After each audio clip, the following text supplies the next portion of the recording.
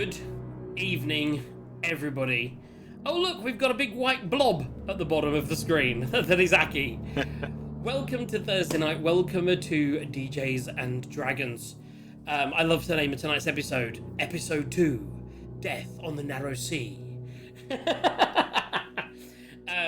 Starring this evening, Zed, aka JJ, as Zed, aka Poirot. We've also got Glam. We haven't got your name, Arianda, in the... Arianda, put your name in the little thingy text bar so people can see. Our DM is actually being relayed from other software, so he may be slightly delayed on his facial reactions, but facial reactions that are always amazing. Give us a wave, DM Tithe. There we go. We have, of course, B. Ariandai. How are you doing this evening, B? Fine, and you? Thank you. Jolly. Are you excited to be back? Of course I am. We've also got the man who needs no introduction. So as well as that, what we're going to do... it's Glam Reyes, of course. Glam Reyes Barrelmain, a.k.a. Stabby McStabbyson, who owns a bar, runs a bar, but now he's Glam Reyes again. How you doing, Gaz? All right, yes, I've got to remember how to actually play this character again. That's going to be the thing, isn't it? So what I'll do is I'll sneak up to them and I'll stab them. Let me get my sneak attack dice out. No, mate, you're a druid. You need to turn into an animal. Fuck.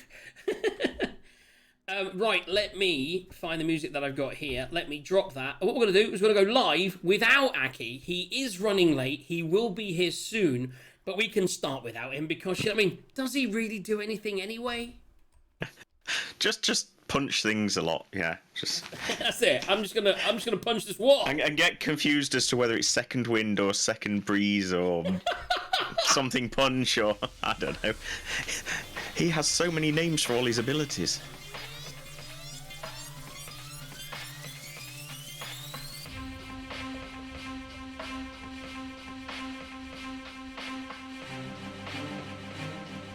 Welcome back to the crazy mind of Captain Jax, aka Jax, and currently known as Zed Cognitio, passenger of ship and no longer captain.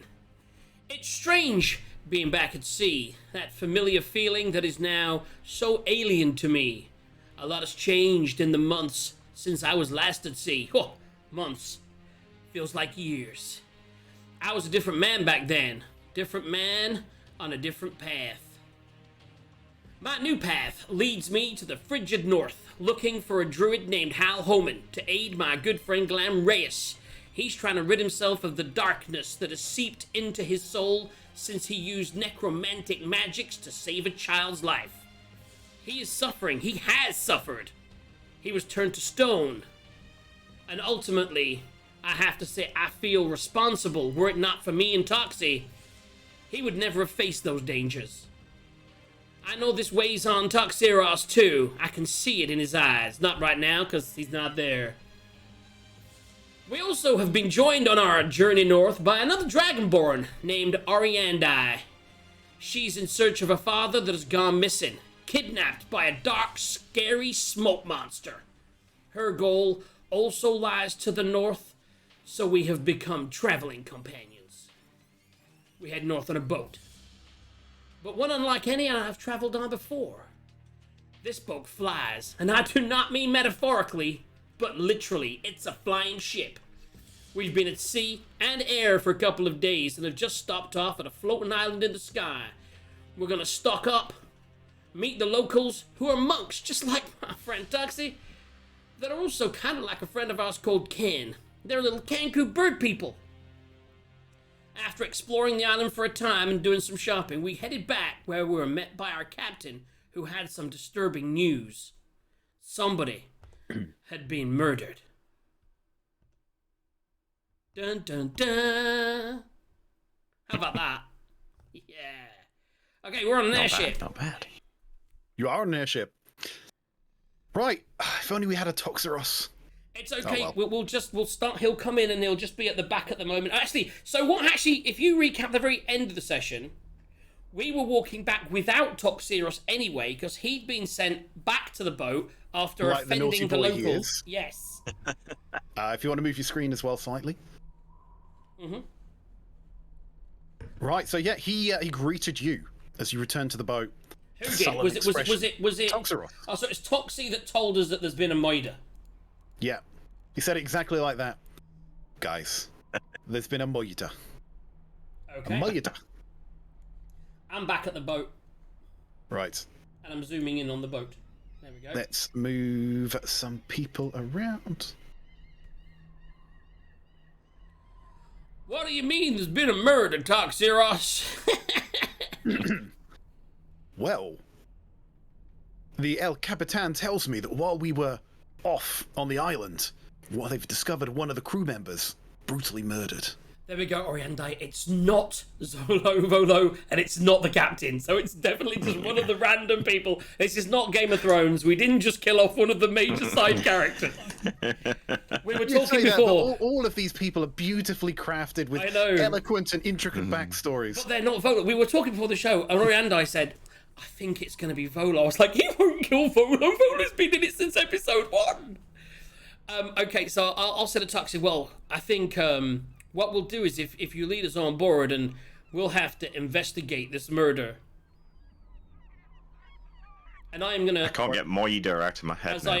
Well, see, now I might have to change my appearance. I'm going to make... The captain who is actually standing there with Volo, is going to look at you and is going to say, well, since none of you were on the ship, as far as we know, when the murder took place, I suppose you all have alibis.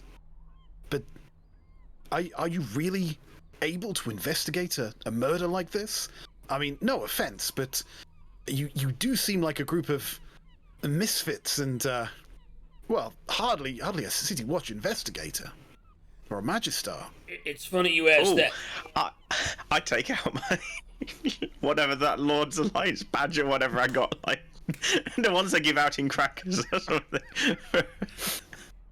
Oh my god! I'm going to turn my cloak. I'm going to turn my Yeah, I cloak. completely forgot about that. I'm going to turn my cloak into a big brown kind of like Mac coat, and I'm going to kind of scrunch up my face, turn into kind of a human, and go, I'm sure we can investigate this murder. And she's going to look at you, and she's really confusingly, she's going to say, I could swear you were half elf earlier. Just one more thing. I'm gonna Columbo this shit instead of Faro for a bit, I think. So yeah, let's go on and so we need to gather all the people from the boat so we can we need to keep everyone separate so we can interview them one at a time. Right. So the captain's going to motion to Volo, who's on their deck. Volo, if you wouldn't mind gathering the crew in the mess. And Volo's like, yes, sir, absolutely. This will make a fine book, I'm sure. And he's going to disappear downstairs.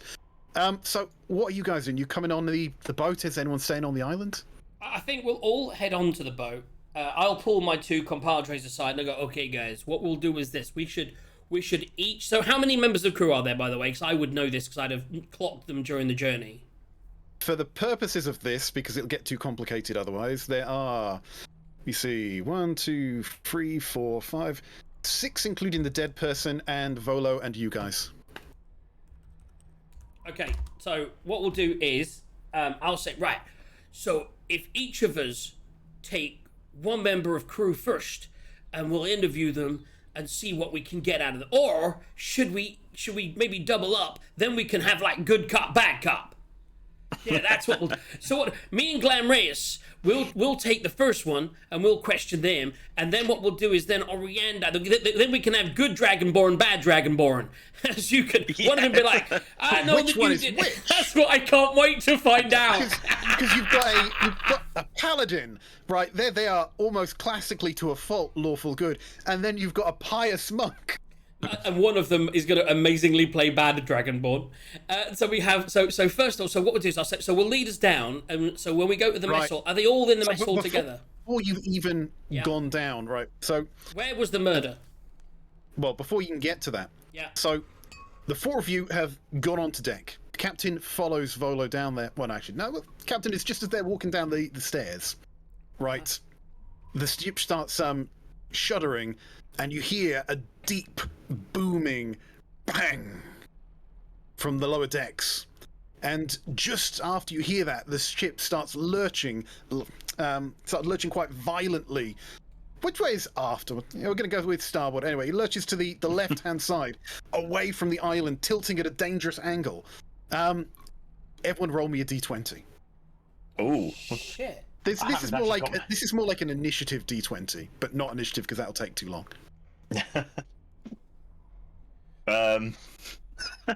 2.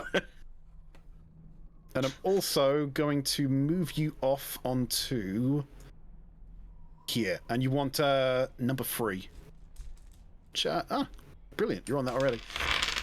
I'm getting all my so move dice you out of down my there. dice tray, guys. Making lots of dice noise. Who doesn't? Right, love so some we got dice 3 noise? from Glam. I got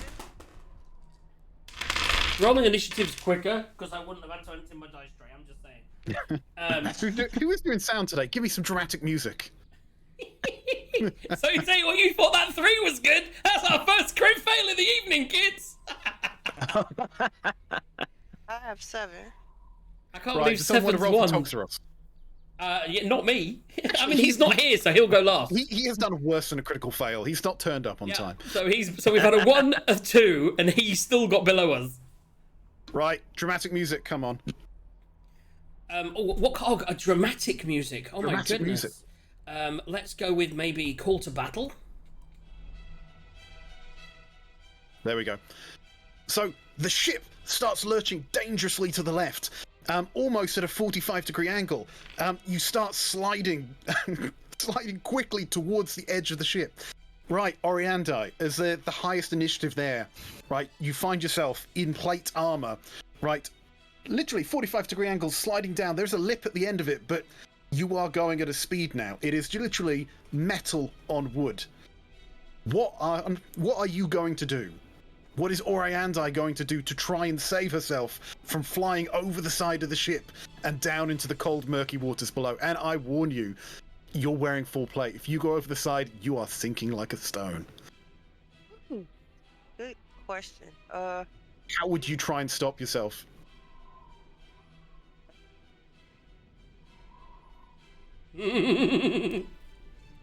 Oh, she's like, I can't choose wrong. The DM's gonna make me roll for whatever I do. I don't know what to do. Do I get 2 feet out? Do I do something with that? You can change into any weapon or form. Do you just try and grab on something and use your strength to try and hold you steady? Are you going to do some acrobatic monk crap? I don't know. You said I can use Toothy to change it into whatever I wanted to change it into. Weapon-wise, So it any can be sort any of weapon. reasonable weapon Are or there any implement. kind of- I'd imagine you could make it a piton. Are there any kind of like hook weapons or grapple weapons? 100%. There are lots of swords with hooks on the end Yeah, that are used a to hook disarm sword. people. Yeah. I'll turn him into a hook so I can hook onto the wood so I don't sink. Nice. Right, okay. Give me an attack roll for the boat. With advantage, because obviously the boat is not moving. Or is it? So just click on Toothy's attack. Oh, that's nasty. That's an 8. That And eight- again, oh, 'cause he gave you And again, advantage. because she gave advantage. I mean, it's probably got a really low AC due to the fact that it's a boat. if you die in episode 2, we're not going to be happy. 15? 15. 15. Okay. Right. Okay, so with 15, you manage to successfully hit the ship. As you can see from the picture there, right, when they load cargo, they have these nice removable planks of wood there. So you've managed to jam your sword in there, and you're hanging there, right? And yeah, you're just hanging there, 45-degree angles. The ship continues to just list to the side, and as you stop dead, you see a very scared-looking druid slide past you. Glamorous, right? As you're flying towards the edge of the ship, how are you going to try and save yourself?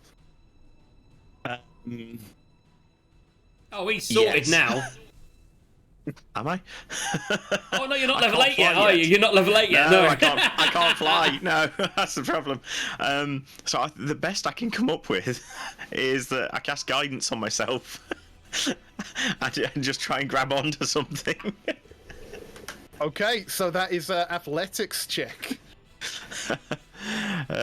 athletics, right? Okay. And guidance is a D4, isn't it? Sabotaging the boat and murdering someone. Caro will not be hoping happy not with murdering. Yes, D4, right.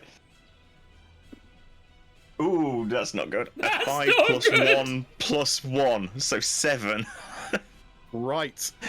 Glamorous, you try and grab onto something, but you realize you are far too far away from the mast, and you have already slid past Oriandi. You've missed all of that that netting, that wood lattice.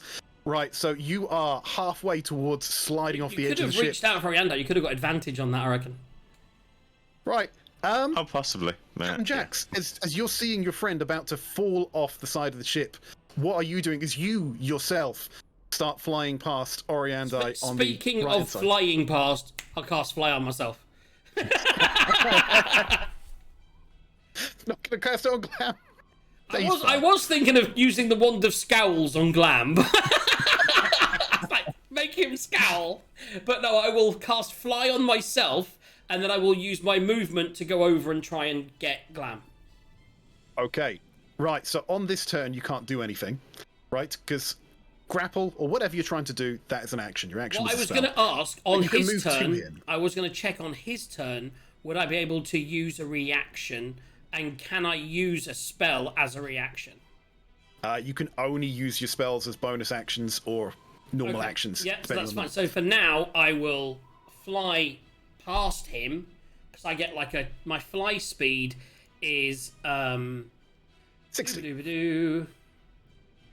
Touch wielding creature gains 60 feet, so I can fly past him and get ready to kind of to catch him in a Titanic, true superhero in a fashion. superhero Titanic fashion. Yeah, Superman. I'm just gonna be like, I got you. As soon as he hits me on his next turn. Right, who wants to decide how would Toxie do this? Monk shit. Exactly. Yeah, definitely some monk shit. Right. Firstly, who wants to roll? And secondly, the person who's not rolling, who wants to decide what monk shit he's going for? I'll roll, and Gaz and Oriandi can decide exactly what it is he's going to try and do. Oh, it's got to think- be something elaborate involving bouncing off the mast or something.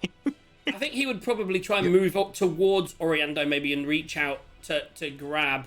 If she's hooked in, he would maybe like run up the boat and then try and grab a hold of her and her sword kind of thing. But using more of an acrobatics motion rather than the actual... He's got a wall walk. He's got a wall walk. Oh, so you're thinking more like grab her boot and use it to spin around, just like he was doing like the long bars or something, and throw himself back up to the top of the ship. Along those lines for sure, yeah. Yeah. Acrobatics check. Okay, so Captain Jax. an acrobat. I don't know his pluses and minuses. Plus 6 on acrobatics. Here we go. So I will roll the dice. The real question is, would he flip his coin? Because no, oh, jeez. Because Oriandi is helping. Can I get advantage? Can he get advantage? Oh. I'll give it. I'll let you have guidance. Orianda will guide her foot to try and get it in the right position. Okay.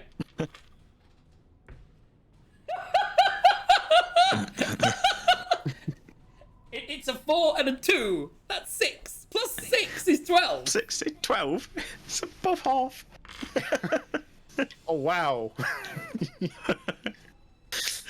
Right.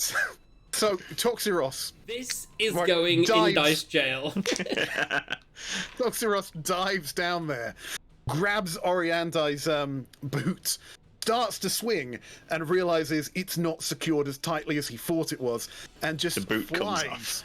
Boot comes off, and he, still holding the boot, smacks into the corner here against the stairs and the railing. He's still in the boat, but he's a bit worse for wear. They didn't really come off as in the way he was expecting.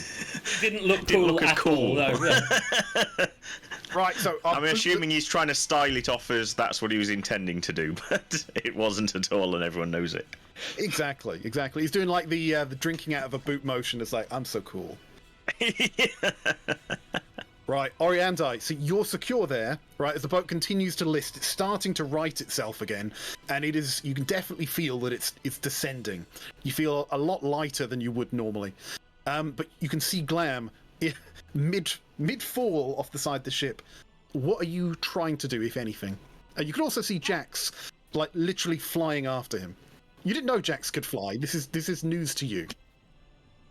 Can I use the wand of binding to rescue him somehow? Oh God, yes. No. Well, No, what Hold you mean, Monster would no? mean he'd be crippled and would drop like a stone. Don't do it. You would know not to What? do that. Don't. I'm actually going to I look this thought I up. could hold him and keep him from No, falling so off. Hold Monster just basically paralyzes. It's a Oh paralyze. no, I don't. Well, okay, no. He would just drop dead into the sea. Exactly that, yeah. Yeah, okay, never mind that. Sheesh. Eh. I got this. You got this? I got this. Just get yourself So what- safe. Make sure Tox is safe. Okay, I'll keep hooking over there to Toxic with the toothy.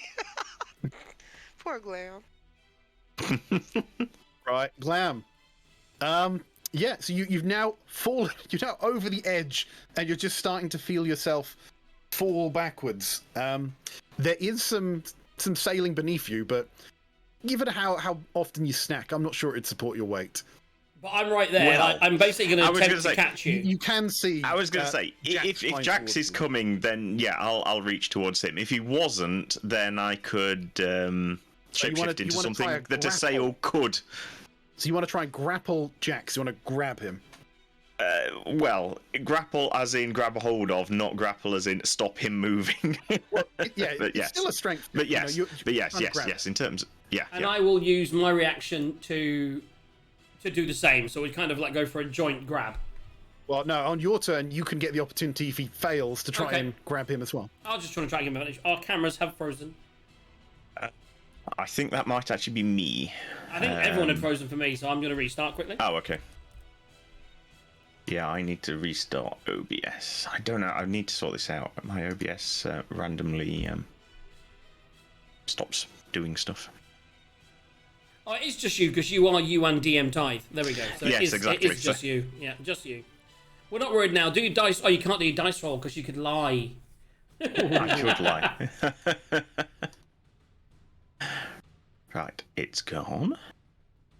Oh god, now I need to. So, guys, I don't know if you spotted this earlier whilst he's doing that. We did have a crit fail at the very start of the show. So don't forget to put, if you haven't already, don't do it again, exclamation point, exclamation mark, crit fail, just like Trace has done, and Just Get Allier. If you haven't already, you could join the draw for the first dice roll. That's going to end soon. So we get it in there. As soon as you have another crit fail or win, we're in there. We're still waiting for Toxie to join the party. Hopefully he'll be here soon. But we're rocking and rolling. I thought this was going to be a straight up murder mystery, but who knew that not only would we have a murder mystery, we'd have a catastrophe movie with like a boat crash. Oh my goodness. Where are your cameras, bro? Nearly there, nearly there. He's nearly there, everybody. You know, you could just roll it, and it wouldn't help. Oh, here we go. We've got a person. Right. So you're back. You So can that- get DM that's Tide me. back in a minute. Yeah. I'll do the other in a minute. Yeah. So what am I doing? Strength check. Yes. That was a can good I- Stronger than Stabby was. Not much, but a little bit. I'm +1 on strength. You have I get- any athletics? No. Basically, athletics and acrobatics are both +1. Can I guide myself as well? Yes, but I'm going to make you roll. Actually, can you roll a d20 before you even do this? Okay. That's I'm 17. gonna use that for the fucking strength check. Okay. Right. That was for your guidance before, and now you can roll one for this because we forgot there for Oh. a second. You actually suffer from unstable meta magic. Yes. I mean, Wait, you what? hadn't actually told Have me you this, got but wild you magic? Oh, that's amazing. did. I think you did mention this briefly offhand, and I completely forgot about it when we were doing So Candle what Keep. triggers? What This triggers happens it? when you. Well, his connection to nature has become dubiously unstable, not helped by the fact that he managed to enfeeble No, I an get entire that. city's worth of druids. So, but So what his magic what is doesn't the always happen in the way he expects it to. and what does he need to roll to fuck his magic up? That's what I'm excited with. He's got a 5% chance of Okay. rolling a 1 and unintended consequences happening on any spell whatsoever. Right. Okay, so the blue die is the meta magic, and the black ones are the normal rolls. Okay. You're So good. the meta magic one is 19. The strength check is 17 plus 1 plus 3, so 21.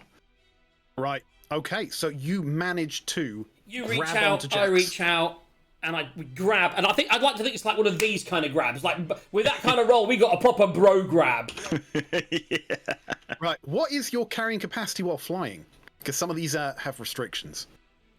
Well, that's a good question. It doesn't say anything. It just says the creature has flying. When the spell ends, the target falls if it's still aloft. I have 10 minutes. It's 10 minutes. That's all it says. So I imagine Right, it so would this be is my off normal your- carry. Right. So. I could definitely carry a dwarf. You can't toss dwarves. Yeah, I'm about to throw him back on the ship in a minute. You can go, don't throw me on the ship! Right. I'm just going to do one quick one to just check on the carry capacity. But yeah, you've got him. Yeah. Right. So it's your turn while I'm doing this. So I So will, you're gonna. as the ship's righting itself, I will fly him over the ship safely and place him back down next to Toxie and Ariandai, and then just say, everyone hold on in case it lurches again, just grab something safe. And I'll just stand there flying, looking cool. My cloak is flapping, but that's because there actually is Not wind. billowing. Yeah. It's not billowing. It's actually like it's billowing with the actual wind. It's not a cool one that with the cloak that does it. It is doing it because I'm flying. I look over at Orianda and just give her a little wink. Okay. So your carrying capacity is actually 135 pounds, and Glamreus weighs 147 More. pounds. Right. Right, so you are going to toss him at disadvantage. Okay, so okay, You're just rolling to hit the ship. okay, I'm just going to throw this out there. Get a 10 or higher okay. At disadvantage. at disadvantage. And am I doing? Because he's is well it, over is it your an carry weight. attack roll? Is it well over? It's a few pounds, man. I'm like, am I rolling just 2d20s or am I going to roll an attack roll? It's unarmed strike. Let's go with. Okay. Nope. At disadvantage, that's a 5. Oh, no. Sorry, let me take that back. My strength is -1. It's a 3. Right. And with that, he throws you at the ship, fails to gain any height, and Glamreus, you slam against the ship with your arms in over the fairness, edge. what I know, because that's right, because I can't fly with him because I can't carry him. So I kind of get in, I'm like, what? And I try and throw him at the ship and fail. Yeah, I get that. Yeah, you're Peter Panning it. You're grabbing him, you're swinging him around. Okay. Yeah. Right, okay, so, Glamreus, you're back on the ship, arms over the edge, slowly sliding backwards. Toxeros, what are you doing? Where is Toxeros? I mean, any second now, I reckon. Yes. Guys who want to puppet Toxeros, what would Toxeros be doing? He would definitely reach out and try and grab Glam. Oh yes, because Okay. he's got his billion miles of movement, hasn't he? Yeah, Okay. he would run over and try. Isn't it Oriandai first? Anyway, it's Oriandai first. No, because Toxie's the bottom of the round. Oh, he's last. That's right. Yes, so he would definitely rush over as I threw him. He would run over to try and get him. Okay. Yeah, Toxeros, give me an acrobatics check first I of am all. not 'cause there are rolling a cannons- dice there again are tonight cannons unless I out have there. to. No, actually, I won't be evil. The cannons count as difficult terrain, half movement speed. Well, he's got 45 anyway, as his base. Right. Okay. So yeah, we'll say he gets there. So Toxeros, it's gonna grab you, Glam. Be like, oi, oi, boy. It's gonna grab you. Can he pull you up? Strength check. Oh, yeah, Toxie isn't great at that either, is he? +0. Yeah. And he doesn't have athletics. Nope. Right, but he's got you. You know, you're not. We falling are the any further. weakest party in the world. So, if you're not going to roll for him, shall I roll for him then? Yeah, fucking Save right. yourself. You just rolled a 17 a minute ago. You're good. You're golden. Oh! Nat 20. Boom! So the crit fails are over now, guys. We're now on crit wins. Crit wins, everybody. Crit wins in the Right. channel. Toxeros, right, with that nat 20, he knows Orianda is going to kill him if he drops this boot. So he just grabs you with one hand and just picks you up, right, in front of him, holding you by one hand. And he's like, he's just there going, don't fall off the ship. And he just drops you there. Right, so, Oh, thank you. okay. So sorry, just to clarify, is he still holding the boot and Glam? Or did he drop the boot to save Glam? He literally just dropped Glam, but he's holding the boot. Okay. He nat 20'd that, he did that one-handed. So I'm going to fly Okay. back over onto the ship. Okay, so, right, the ship's kind of righted itself now. It originally was lurching off, but it's now stabilized, but it is still descending at a rather unsettling pace as it heads towards the water. Oh, so we're heading down. We're in a downward trajectory toward the water. Yeah. Okay, as this boat is hurtling down, when I say hurtling, it's not in a free fall. It's not at all. It's more like a hot air balloon with a hole in it. It's going down. It looks like it could hurt, but it's definitely feeling like at this sort of speed, it's probably survivable. Okay, so this boat is going to actually be a boat again rather than a flying ship. We lost our airship Hopefully. capacity, guys.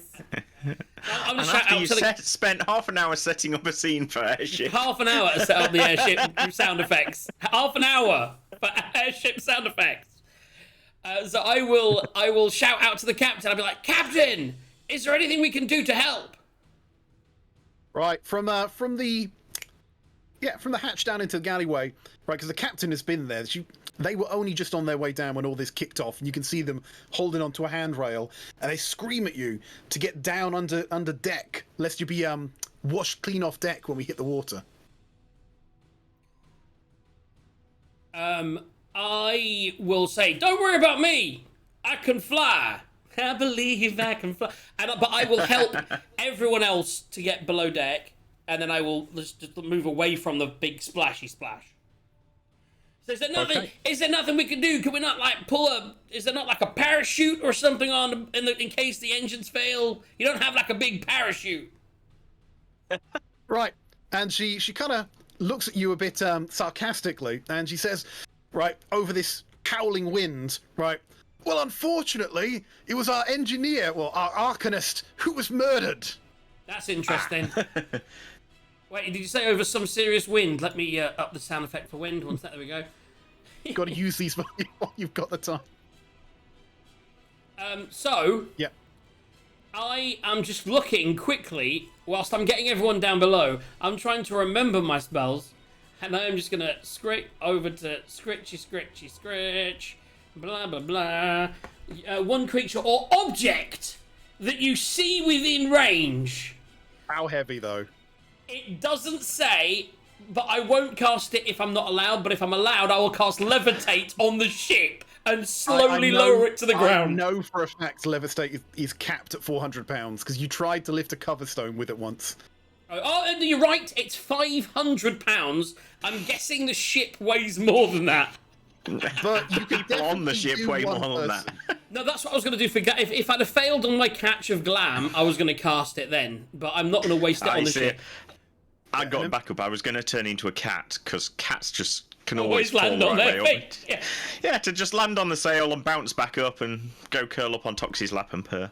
But We did once say, we came up with an idea that if you actually put buttered toast upwards on a cat's feet, the cat would fly. Right. So are you going to cast Levitate on anyone anyway? No, it's all good. If everyone's moving toward the hatch, I will guide as much as possible and help everyone get down below where they'll be safe, and then I will fly. How long, if I was to look at the ground from here, how long would I imagine that this fall will take? We're talking like a minute, right? Yeah, we're talking about in the next 60 seconds. That's Yeah. going to. So once I've got everyone in, I will fly away from the big catastrophe hitting the ground and just be flying in the air safe, so I don't have to do any rolls for damage or anything. My God, I would have loved you to cast Levitate because both Levitate and Fly are concentration. You tried to trick me! Can't believe it! No, your spells, Oh. mate. press your 5 button or something. Anyway, Toxie's here, is what I was getting at. Toxie, Hello. you just missed. It's not just a murder investigation. We started with the ship is blowing up and in free fall. People were falling off the edge. You just saved Glam, even though you weren't here. Yay! You're On the welcome, initiative, I rolled a 1, Glam rolled a 2, and you got worse because you weren't here. So for your information, the ship is now kind of like a hot air balloon with a hole in it, falling, but the captain's kind of said, get below and you'll be okay. I'm already flying because I had to fly out to save Gaz, and I kind of threw him to you, and that's where we're at. Okay. I spent half an hour coming up with an airship sound effect protocol thing for Sirenscape, and we're not going to have an airship after this. We're going to have a normal boat. I can't believe I wasted half an hour of my life. Can I have You my never boot know. back? Hopefully they'll fix Oh yes, it. and you have Oriando's boot. I hope. You are carrying Oriando's boot in your hand. We'll tell you why later. Okay. Yeah, I hope that Oriandai said that in character as you were going down below deck and falling. Yeah. very Where's my boot? Give me back my boot! Okay, so what feels like an eternity goes past. Jax isn't too worried about this flying around. I'm just flying. But It's all good. I'm going to go try and find the engine and cast mending on it. I don't think that's going to work, but Let's just zoom out. We're watching Captain Jax watch this entire scene unfold as this boat just descend, or Sky Spelljammer just descend from the sky, and over the course of a minute it just flows down at quite a speed and just slams into the water. It almost feels like it almost goes underwater as it hits that, but manages to flump back up again buoyantly. But it looks like that was one hell of a slam. Everything must have gone everywhere. The people, the cargo, it must be a real mess in there. You think to yourself, Captain Jax. At one While point for smuggling- myself, as it's flying, it's nowhere near the water. I'm going to go underneath it like Superman and pretend to try to stop it with my superhuman strength. And then I'll just fly away because no one can see me. It's fine. All athletics. Roll an athletics for my fake catching the boat in midair. Oh, I thought it was a natural 20. Now that would have been funny, but it's a 10, not a 20. No, you fail. Yeah, I failed. I'd have had to roll 100 on a d20 to do that. I had a strength this earlier. Actually, after rolling my 1, I rolled a strength check and got a 3. My strength is -1. I got a 2. Wow. That was to save Gaz and just throw him back on the deck without your help. Right, now let's move you guys around. So I What's going on think- with the other 2 boats with us? That's one boat, I believe, isn't it? It's just different decks or something? yes. All right. Okay. Yes. There we go. So It's a that we've just 3-deck gone ship. below deck. That's Roger now, that. you guys are below deck, and once it hits the water, I will fly down, and I will Oh, join 7 you. of 9's down here. And we can just use my normal boat sound effect now that I had from earlier. There we go. I think you need to move to the left a little bit. On it, Captain. Captain, my Okay. captain. That was exciting, wasn't it? No one died though, unfortunately. So Captain, next time. well, someone did. So Captain, we're back on. We're back on the sea. What happened? Right. Okay. So Captain's gonna look at you and say, "I've no idea. I heard an explosion. Well, seen as much as you. And actually, I'm just gonna put this up because I did add it on there. There you go. I know as much as you. All I heard was an explosion below decks. You boy, Larkin. Larkin, check on the engine. Find out what's happened. It's like, yes, ma'am. And Larkin is gonna run off. Excuse me, Larkin. No, and I hold up Larkin before he goes. I say, sorry, Captain. Maybe we'll send one of my team because we've established that anyone in this room could actually be guilty of the crime of blowing up the engine and killing whoever's died. Everyone needs to stay in this room. That is a solid suggestion, but do any of you know about arcane engines? Perhaps, Captain, would you know how to maybe repair it or fix it? And then you could go, because we can carry on the investigation without you. Maybe you should right your ship and I'll solve the crime. I've been sailing for many a year, but I am no arcanist. I couldn't tell you how that thing works. Sails, wind, that's those are my tools. So Larkin Well, knows. how about we send someone with Larkin? Larkin, yeah, okay, that makes sense. That's good thinking. Maybe Captain, you and Larkin go and we'll investigate the murder in here. So, just to be clear, we Right, trust the the cat- captain because he was with us when there was the explosion. So we're assuming you didn't put it on a timer. We'll go with that. Yeah. Right. Okay. So the captain's going to go with Larkin, and she's going to look at the crew members there, and she's going to say, "All of you, there's been a murder, as you know. Now these fine gentlemen and Dragon, they were off And the lady. ship. Yeah. They were Lady off Dragon. the ship when the murder happened. I trust that these people did not commit this crime. Now, this man here, right, and she points to the dwarf, he's a member of the Waterdeep City Watch. Listen to him and cooperate with him, and we will all get through this. The perpetrator will be brought to justice.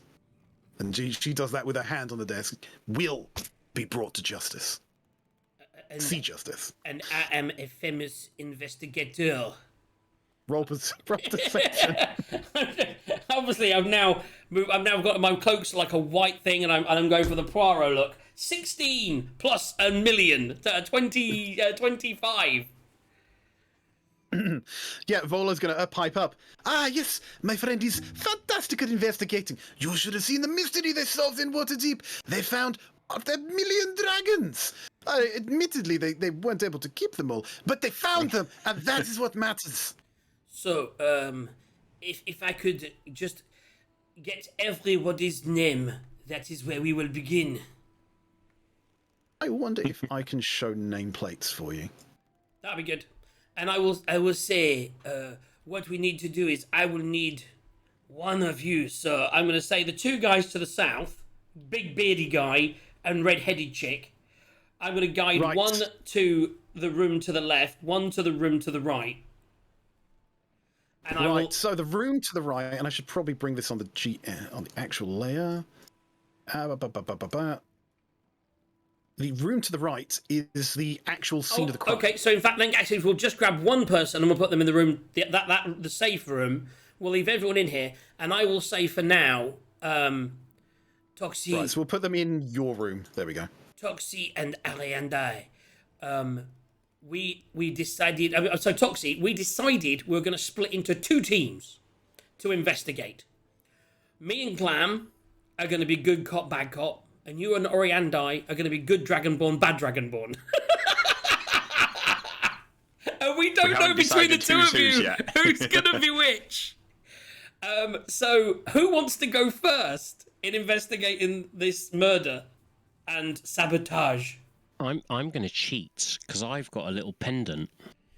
Okay, yes, that's Does- true.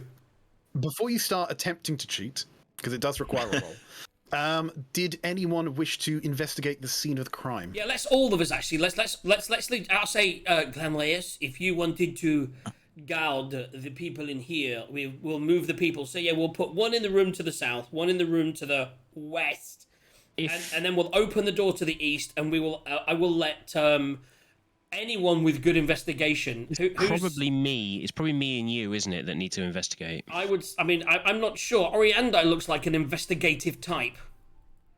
What's your Mettering slightly. What's your investigation, Oriandai? Let's see.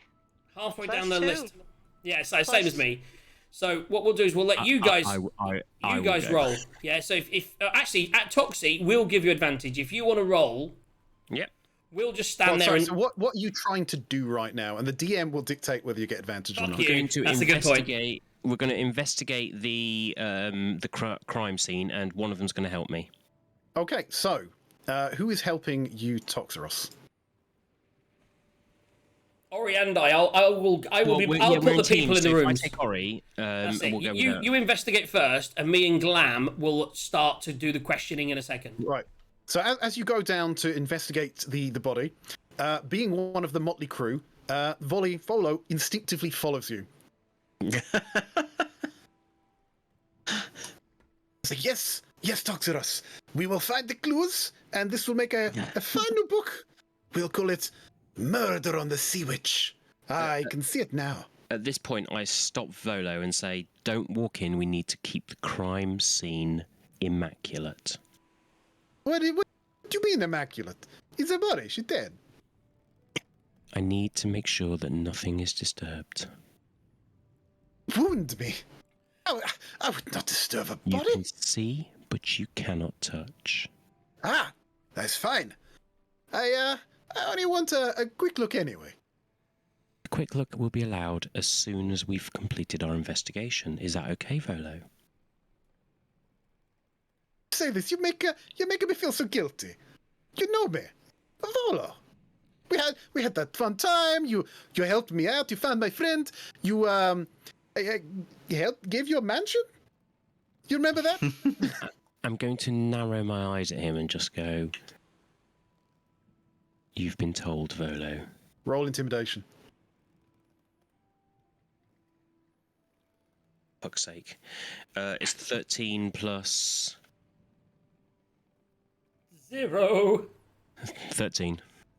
I was guessing that. I didn't know. Right.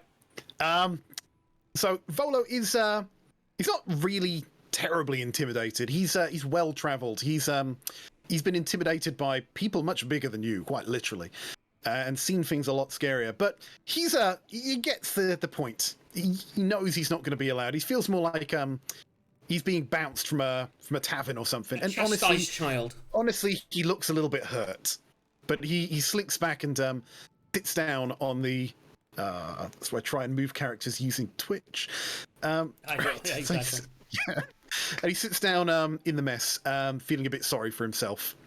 As Volo, if you could, I have an important job for you. If you could keep an eye on the people in here that are suspected of the crime, that are not being questioned, and just make sure they don't do anything sneaky. Yes, of course. And he immediately looks down and starts writing in one of his books. Yes. So I'm going to go down. I'll say, Toxie, if you come across anything pertinent to the investigation, just let me and Glamrez know. We're going to start questioning this one, and I'll point to that room and walk in. Leaving you to investigate.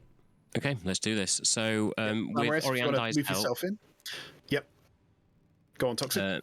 Okay, hold on a second. Am I rolling with advantage? Well, what you're trying to do, so you're opening the door, eh? We're going to open the door, and then we are going to inspect everything, starting at the floor, working our way in. So if we don't disturb anything, Just before you investigate, just a basic perception check. basic perception check. Yeah, you can do that with advantage. Or actually, Orianda, do you want to roll perception and Toxia roll perception as well? I've rolled 16 plus 2. I've got an 18. Got 6. Not quite as observant as Toxie. You've Orianda, just noticed the dead body. That's about it. Yeah. So Orianda, you open the door. There's a dead body on the floor. It's about what you see. Toxie, you can open the door. You can see, obviously, this appears to be a room. It's you can see there's bits of mechanisms, tools scattered around. It's clearly the room of an engineer, or in this case, an artificer. You can see the body obviously on the floor. You can't see any obvious cause of death. There's no blood on the floor. There's no knife in his back. At this point, it's a little puzzling as to why he's dead right now. You'd need to do a bit more investigating. Happy to investigate. Oriandi, we need to try and find a cause of death and try and look for any clues around the room, anything that would scream out of place or anything that would indicate that it had been disturbed. Okay. Right, so how are you going to look? Well, I've got eyes. There are these things in the head. Well, do you? Because you generally have a bandana on that gives you disadvantage. My bandana is actually above my head. I don't use it unless I'm actually in the middle of fighting. Yeah. So... Okay, so give me some investigation checks, the pair of you. Okay. So one each? Single investigation check, okay. Well, it's advantage because the pair of you are rolling. I got a 19. 19. Plus what? Plus 4, so 23. I have an 18. Good investigations, guys. Wow, you definitely sent the right people. Okay. What As do you see? as you start working your way in the room, the first thing you look at is the door. Right? How did they get in here? So the door and the locking mechanism appear to be intact. You actually notice that the key to this room is in the outside of the door. Obviously someone, maybe the captain when they discovered the body, obviously someone opened this door using this key from the outside to gain entry. Do you have any distinguishing I marks? know this one. There's a block of ice and it melts. Sorry, carry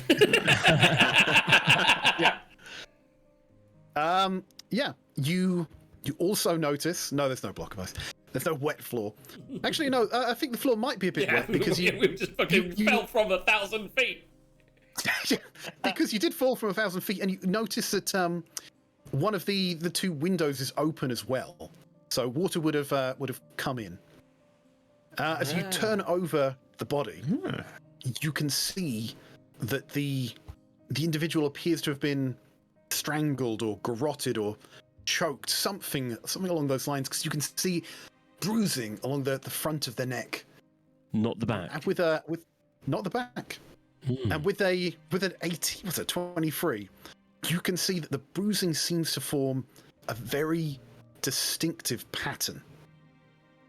Now, it doesn't form something well known to you, like the regular patterns of a rope, but judging by the odd pattern of bruising, you feel that if you were to see the object, or investigate the object and compare the two, you might be able to tell what the murder weapon was. Okay. Lengthwise, it looks like it would go around a neck, but it wouldn't touch the ends because someone was potentially pulling it. So I'm looking at the front. So someone's been pulled from behind. I need It's, to look it's for only on the front, the front Any- half of it. Are there any bruises down the back? There are no bruises down the back. Interesting. Okay. Although you can see a, what'd you say is defensive wounds? You can see his fingernails are slightly ragged, almost like he was trying to get whatever object it was off of him. So he was Okay, awake. and what sort of colour is the material under the fingernails? There's no material, it's just they're torn up a bit. Okay, thank you. And is he fully dressed? He does appear to be. He's dressed in overalls. You can see they're oil stained, well worn. You can see he's got a belt around him with various tools in there. This is very much someone who works in an engine room. Well, yeah, very much someone who works with machines. Anything of value on him or anything of note on him? The DM has not written anything of note down. But I think what he means is, does it look like he's been robbed? It doesn't look like he's been robbed. He's he does have, for the sake of argument, tinker tools on him, but no, he doesn't have any money on his person. Why would you hold money on a ship? You can see a small purse as you go through the drawers and things. It's got about 2 gold, 5 silver, and a couple, I don't know, like 25 copper in it. Clearly, the guy's entire life savings. Okay. You say Tinker's tools. Are there anything?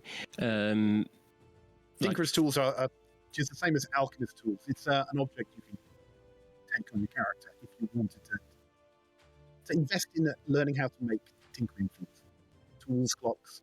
I think someone's got You've just become very unclear. Yeah, he's breaking up. Just for a second there. Just give him a second to come back. You there, DM Tithe? I should be There you now. go. You're back. There you go. Yeah, I'll fix it on the break. I forgot to plug something in. It's all good.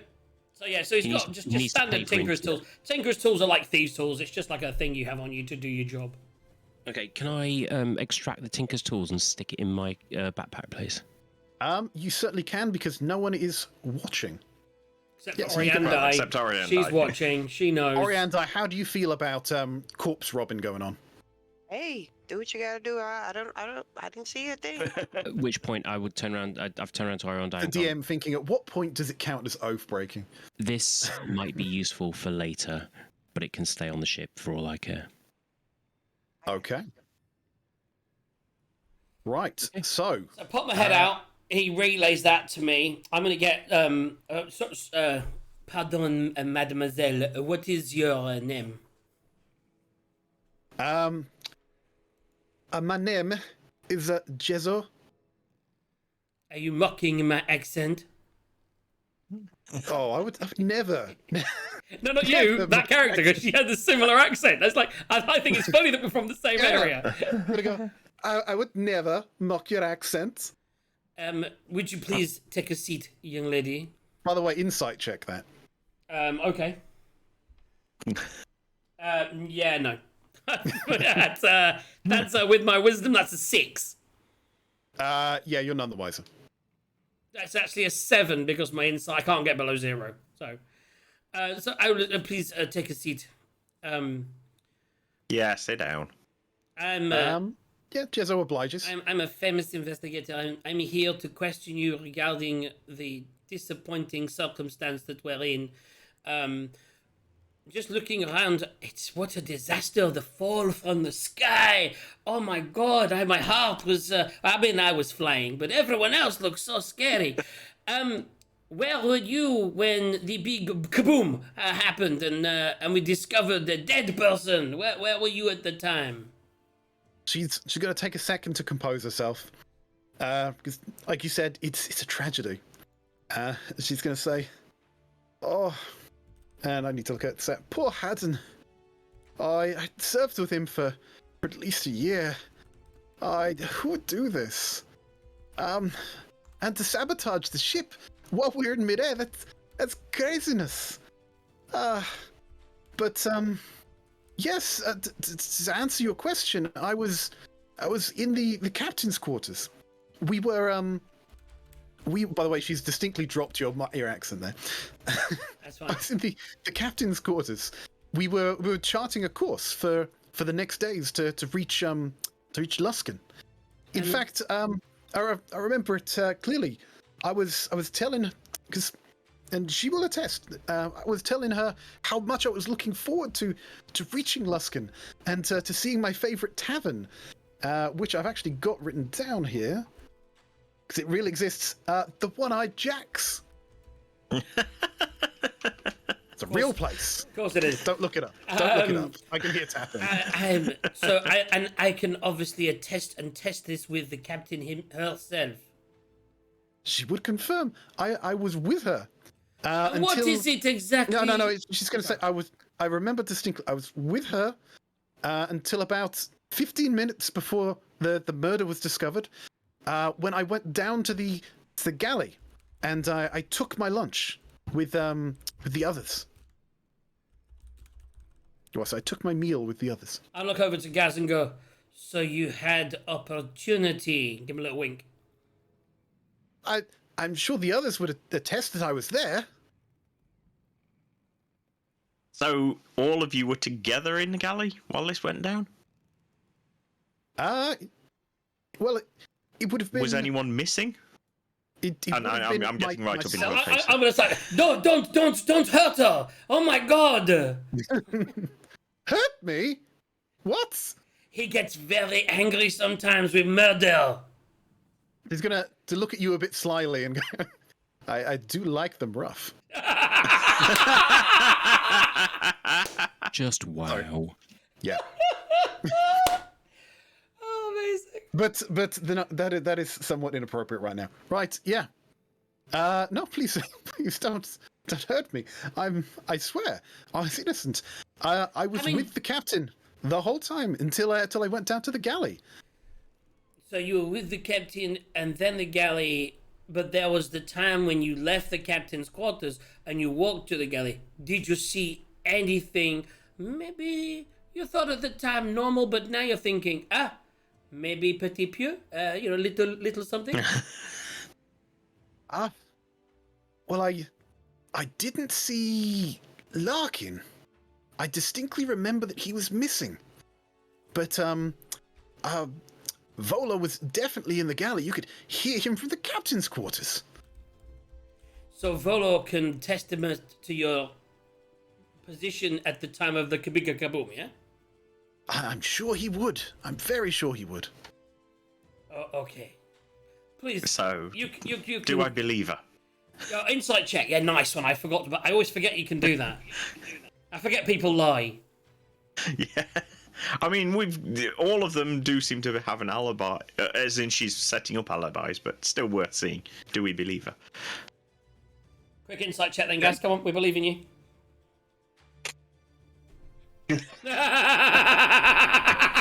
We believe her. I Do you don't know, I know. think she's amazing. To be honest, I can't believe we ever suspected her in the first place. I'm also, just because he rolled a 1, crit fail, everybody, I'm going to roll my own insight check, and I'm going to actually get a 15. No, we're just accepting the one. I'm getting a bit smitten with her. But we're both. I mean, he didn't roll with advantage, and there's 2 of us. That's all I'm saying. It's a crit fail. It is a crit fail. I'll give you that. Yeah, he gives you the nod. You know, she's telling the truth. She's telling the truth, and I believe him. I trust Kaz implicitly. Right, now, while you decide what you're going to do next, I am just going to plug in a cable and fix my internet. Be right back. Okay, what we'll do is, in that case, we've investigated person 1. What we're going to do now is we're going to shepherd that person back to which he'll do in a minute, to the main entrance and say, Volo, keep an eye on this one. And I will come out, and at the time that we did that will be the time it took Aki and B to investigate the murder scene. We will share information. So I now know about the strangling, which we didn't know during that. And you'll know where she was, and I'll say, so what we'll do is we'll get the next person ready, and I can talk normally, you can get do you want to go to the south into our room, and then you can question the big guy. Remember, good Dragonborn. By the way, guys, that was great. You got all up in the face, and you was like, "Arr!" That was amazing. If you wanted to do the guy to the south and He find didn't out seem all very about intimidated, though. we'll work on it. Maybe we'll switch for the next one. And so, yeah, you want to go to the south and do that, and whilst you do that, I'll get the next person ready, aka go and grab a beer. I'll be back in the south. Toxie, I believe I'm looking forward to who's good cop, bad cop in this situation. Can I run to the bathroom? So what we'll do is you'll go in there and question, but we'll come back to that questioning after a 2-minute break. Everyone go and grab a quick 2 minutes, have a break, go for the toilet, and we're going to come back to questioning some crazy... One of these guys is the murderer, guys. Remember that, yeah?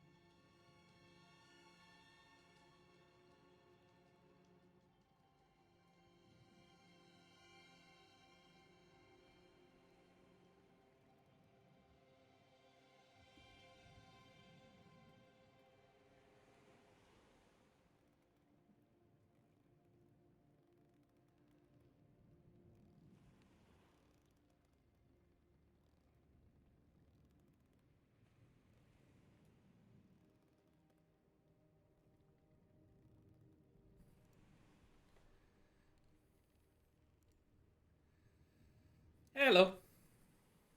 Evening. So, quick one. When we leave that room and we come out, we share information. I will say to Glam, Glam, she did put the burden of suspicion on Larkin that's just gone off with the captain. Now, it may or may not be right, but I did you was want to... thinking exactly the same thing. Did you want to go and check up on the captain, and I'll get the next person ready to question him whilst good Dragonborn, bad Dragonborn go and question the big guy with the beard? Sounds like a plan. So Okay. I'll wander off to go find wherever the captain went with Larkin.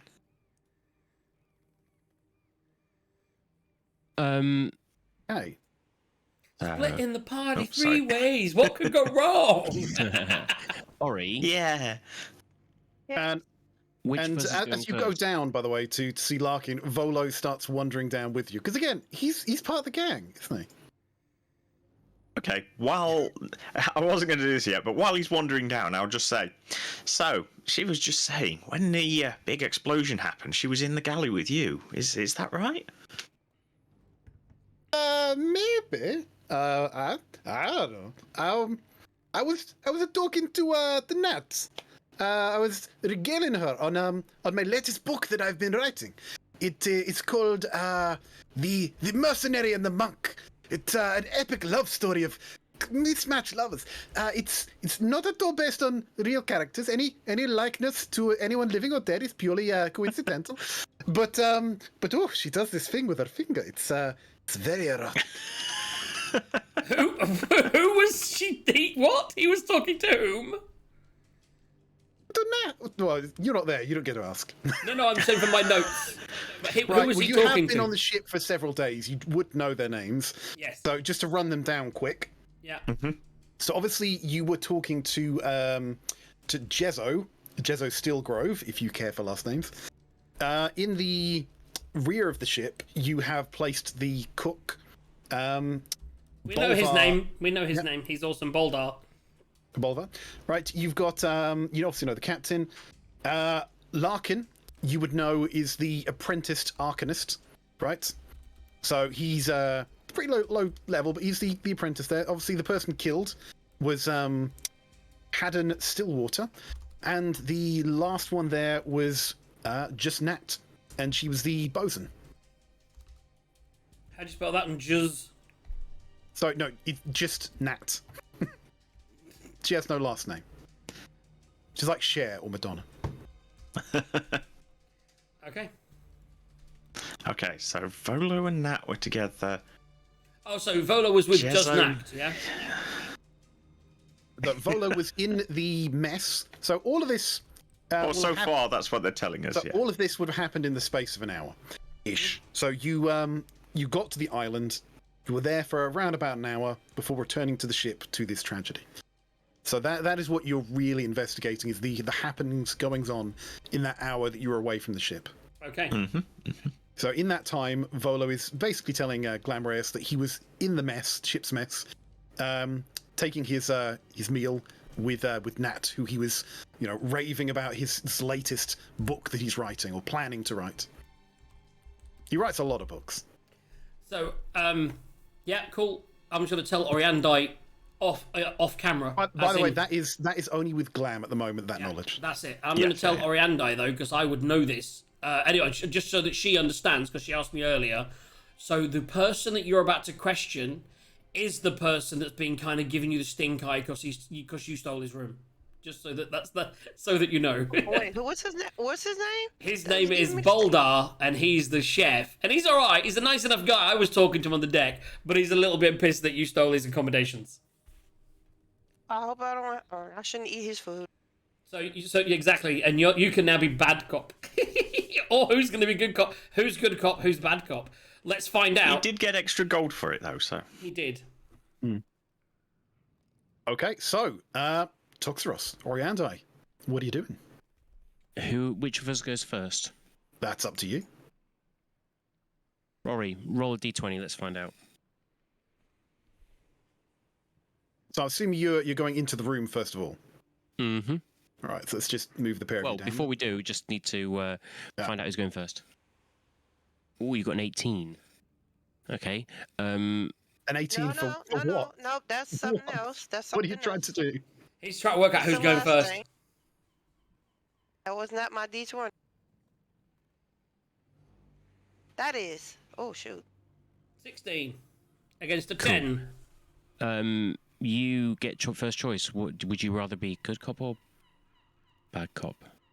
Well, go in and start talking. See what That's happens. it. Let it flow. Let it flow, baby. Right, let's do this. Okay, in we go. Hey, First question goes to you, though, Ori. what's his name again? Bolvar. So Bolvar. let's move you in the room. All right. So, Bolvar. Where were you when everything happened? Where were you when the people were in the mess hall eating your mess? And when the ship went boom and started rocking back and forth and everything? He's gonna look at you like you're an idiot, and he's no, this is what he's doing, not what the DM's saying. I know, He's I know, gonna I know. he's literally looking at you. He's like, when they were in the mess, eating their meal, who do you think were cooking it? Of Muggins course, it here. was you, but that I doesn't was- mean you I was- believe- I was in the mess the whole time. I saw everything, right? Volo was there, talking away and that. And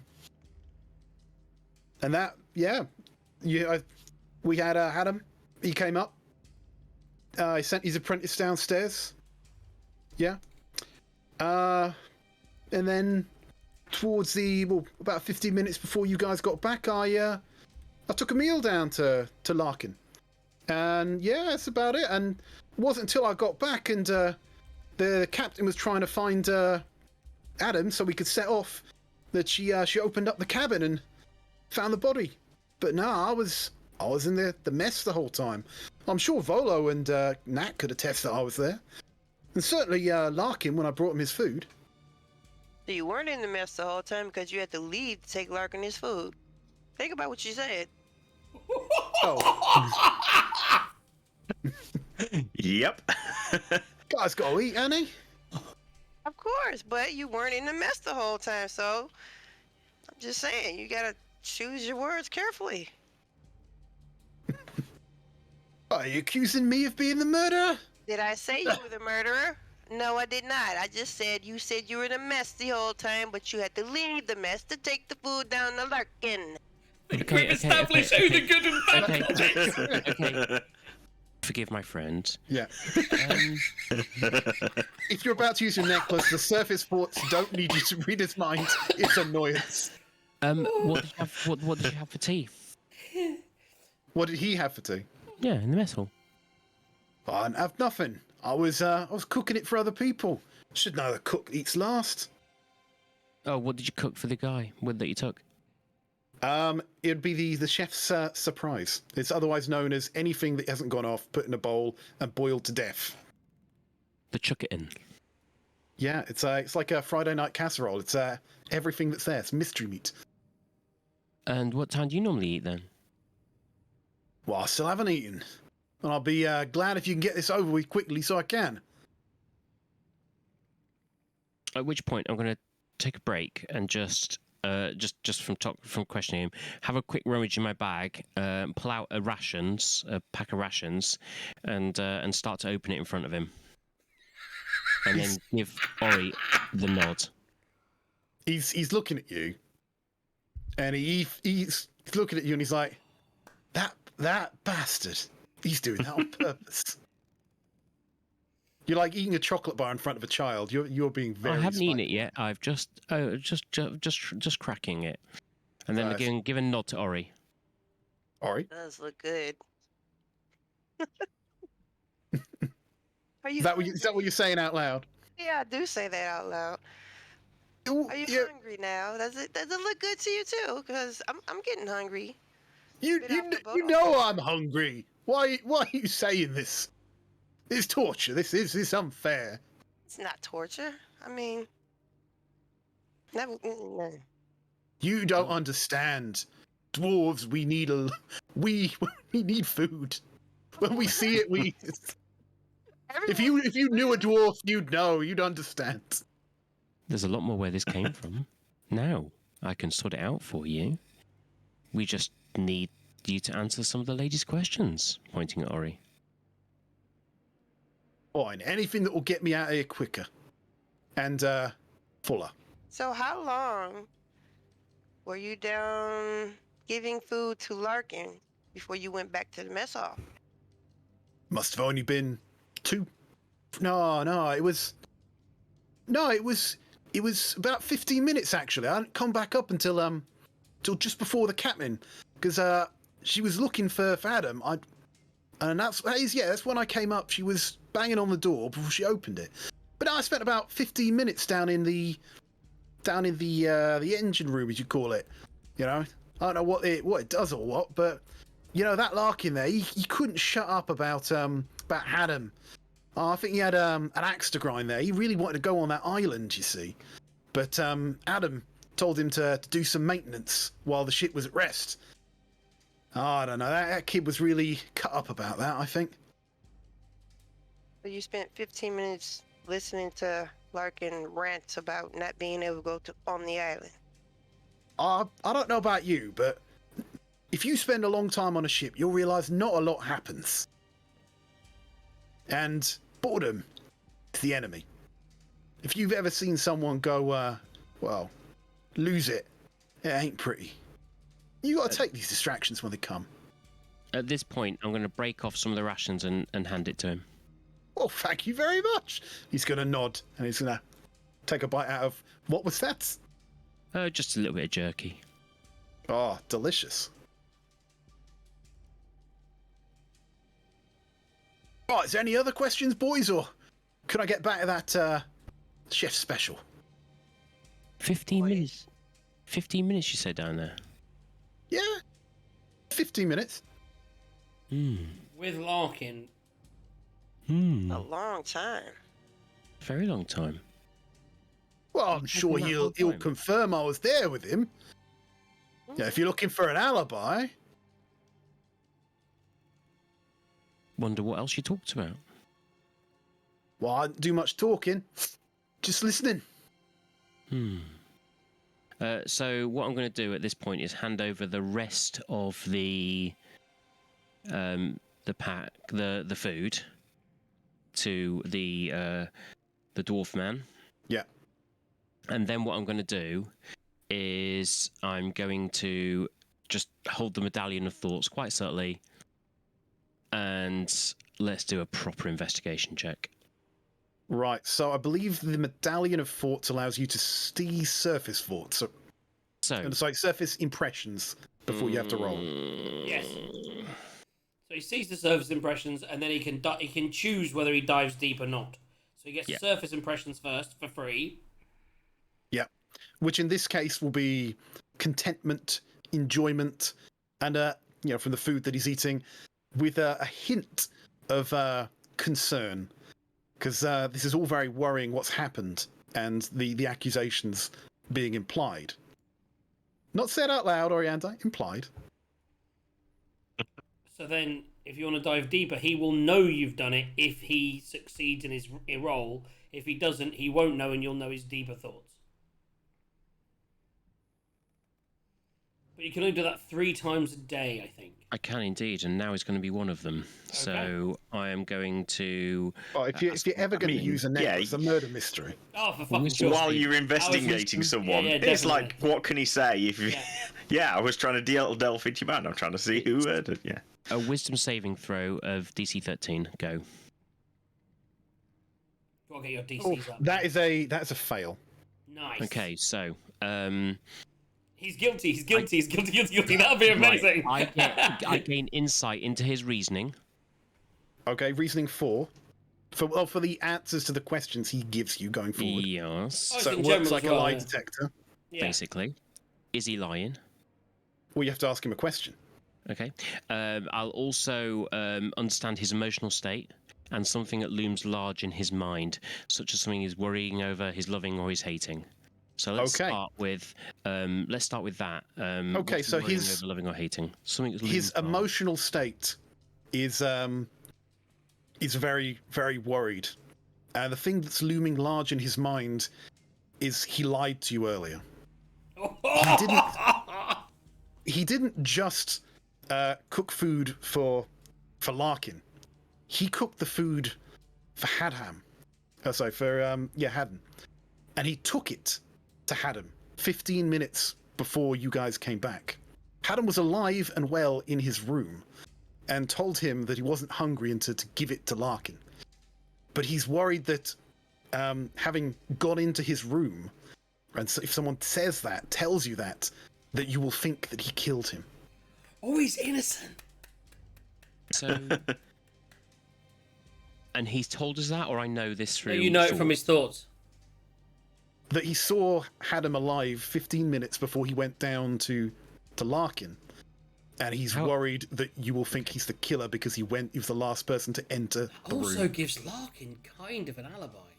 I'm going to ask Haddam the. I have a theory, but I don't Is it a demon? A dancing demon? No, something isn't right there. I'm going to ask the dwarf. How was Haddam the last time you saw him? So you're going to ask him? Yeah. Bolvar.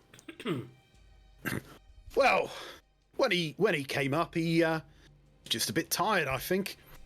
Yeah, it was a little unfair, I suppose, telling Larkin to do the maintenance, but you know, when he came up an hour ago, that's the last time I saw him. He lied, you understand. Can't see him again until the captain opened the door. He lied again. Let's ask that question again with a more truthful answer, shall we? What are you accusing me of? I'm telling the truth. I pull out the next ration pack and go, I've got plenty more food here, but I don't like liars. Just give me the truth and everything will be fine. I'll even take your worry away. You can feel the panic rising in him as he's more worried about this line of questioning. It's like, I'm not lying. I didn't do nothing. I'm innocent, I tell you. At this point, I'm just going to pull one of my daggers out and go, and just gently open up the packet with it and go, this dagger's sharp, but so is my wit. Wait a second, have we just switched good cop, bad cop? It's like they just switched. Now Arianda's like, no, let me... Which would you like to answer to? By the way, where is your bandana at this point in time? It's above my head. I was just asking because you go blind when you hold onto a weapon. I do indeed. Yeah. My dagger is sharp, but so is my wit. Which would you rather answer to? Because I know that you're lying. I'm going to push him now. Roll intimidation. I can't believe they've switched. I sent the message to Gaz 10 minutes ago. We'll switch mid-go. And that's what you've done naturally. It's amazing. 17 plus 0. Right, and Oriandai, what are you doing while you're hearing this? You just letting him do his thing, or are you doing anything to menace the guy even further? Bad cop. I mean, I'm standing behind Toxie, and I'm just glaring around him, just sneering at the guy like, yeah, you ain't fooling me. Right. Okay. So, go and roll with advantage then. So, Orianda, you roll to help Toxie to see if you can crit. Rolling which one? Intimidation. I rolled 17 plus 0. Do you want to roll as well? Yeah, because you're like the guy in the back going, yeah. No, I like that, Gaz. No, that's fine. I've got this one. Okay. Could be about it. So I want to know: does he want to answer to the knife or the wit? Okay. With your 16, and 17. obviously the intimidating dragon behind you as well. He breaks down. I'm sorry. I don't mean to lie. I didn't do it. You got to understand. But I did see Adam again. I went in there just before I went down to Larkin. I know I said I cooked the Larkin food, but it was for Adam. He wasn't hungry. He just wanted to go to sleep and catch some rest. I just didn't tell you because I didn't think that. I thought you'd think I was guilty if I told you, but he was definitely alive. You gotta believe me. He was alive when I saw him. 15 minutes. It must have happened then after I saw him. You gotta believe me. You've gotta believe me. Truth detector? He's telling the truth. I do. At which point I'm going to sheath a knife and hand him over the next pack of food and go, take that. I do trust you now. One last thing from me. Can I just look about your personage for any ropes or chains or anything that could be used as what's the special name for a strangle? Garrote. I think it could be used as a garrote. Right, now, I think we described him as looking very much like Queequeg from Moby Dick. He has no shirt on. He's just, muscled and tattooed. He has bare feet. He has shorts, and they are held up not by a fancy city slicker belt, but by a cord. So a thin piece of a rope. So you do find there is a thin piece of cord there. If you want to compare that to the wound, you certainly can try. Yes, I'd like to. Okay. So you kindly ask him for his belt, which he obliges at this point because he's very, very scared of you. And his pants fall down and his pee-pee's on. Sorry, carry on. Yeah, whose horse is that? Anyway, so you take that that thing. So you take the cord, you compare it to the wound on the neck, and you can see the cord is quite thin. It's about half an inch thick, right? The wound is a lot thicker than that, and it's patterned. So it doesn't appear to be the cord which was pressed against his neck. Okay, I shall return the makeshift belt. Okay. So should we guys? And You go on. I give a quick nod to Ori and go. Anything else from you? Nope. At which point I'm going to say, you understand that what we've spoken about will get you into a lot of trouble and rise a lot of suspicion. I wouldn't mention this conversation if I were you to anybody else. You're saying that to Oriandi or to Bolvar? To Bolvar. Yeah. So of course not. But you believe me, right? I did promise to take away your worry. I believe you. Let's leave it there. So you can feel, because you've still got the medallion feeling looking in his head, you can feel he's still very, very worried, very concerned, but it's no longer panic. It is now just deep set worry. He's not about to jump off the side of the boat and try and make it to shore, basically. Cool. Okay, so I assume you're letting him go back into the mess area, are you? Or are you leaving him in this room? I'm going to leave. As a matter of fact, I might ask him. I said, would you rather go into the mess area or would you rather stay in here? Oh, I'd rather go where there's more than one person, if that's all right with you. There is a murder on the loose, I'll allow it. So he's going to chill in the mess. So before he gets there, so whilst that's going on, Gaz is down there. I will have been left alone with Nat. So I'm going to question Nat here whilst that was going on, and we'll find out what happened with Gaz, Larkin, and the captain. Let's start with Gaz, Larkin, and the captain. Gaz, what you doing? Okay, so since it occurred to me, we're going into an engine room that's got magical stuff anyway, but just to help me while I'm not going to investigate as such, I'm just going to be looking around, so perception. But I'm going to cast Detect Magic, so I can see, obviously the engine I'm expecting to be magic, but I'm just seeing whether there's anything else around it, like whether the explosion was magical or anything like that. So are you casting that as a spell or as a ritual, first of all? I think I'm going to have to do it as a spell, because I think if I just stood there for 10 minutes, then it's going to look a bit weird. Right, so Putting the some range candles out, reading from some scrolls. Don't mind me. So the range on this is 30 foot, yeah. Right, so that... And I'm going to put my goggles of eagle on, so I've got extra good magic perception, because it's an aura I see, so I can really detailed see this aura. Right. Okay. So Nice. you just get. So yeah, I'm looking magic and just generally perceiving as well. Obviously, there's been some sabotage here. Is there anything obvious? No, it's As to how it's been sabotaged. Okay. It's like, is it bomb or is it? I don't know. okay. So you detect magic. Actually, I probably need to do this a bit more than that.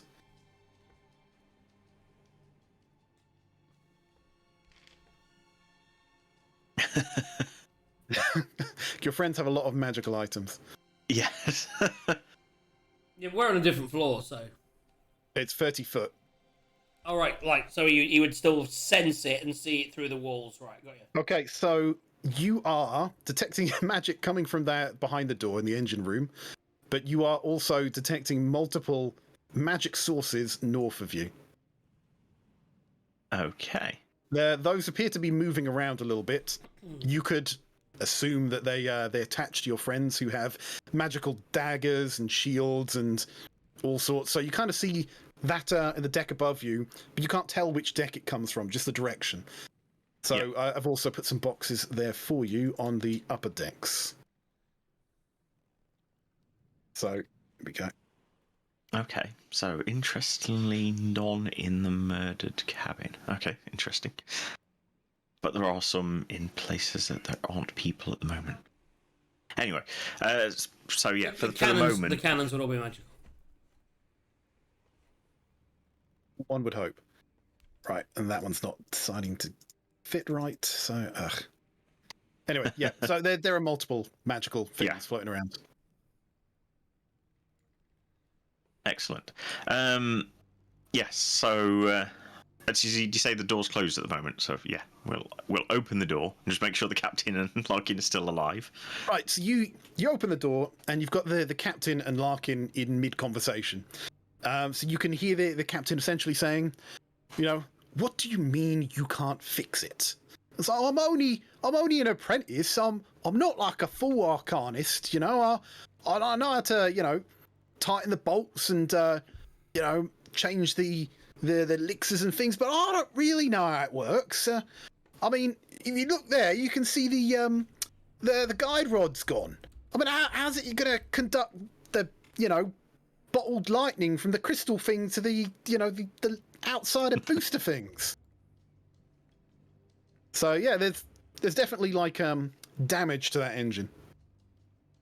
Okay. But so, does it look like there's been an explosion? Does it look like a guide rod's been removed and that's what's caused the problem? Yeah. What? Yeah, it looks like it looks like someone the explosion bludgeoned it. originated from the engine itself. Somehow, you know, you can see it's not.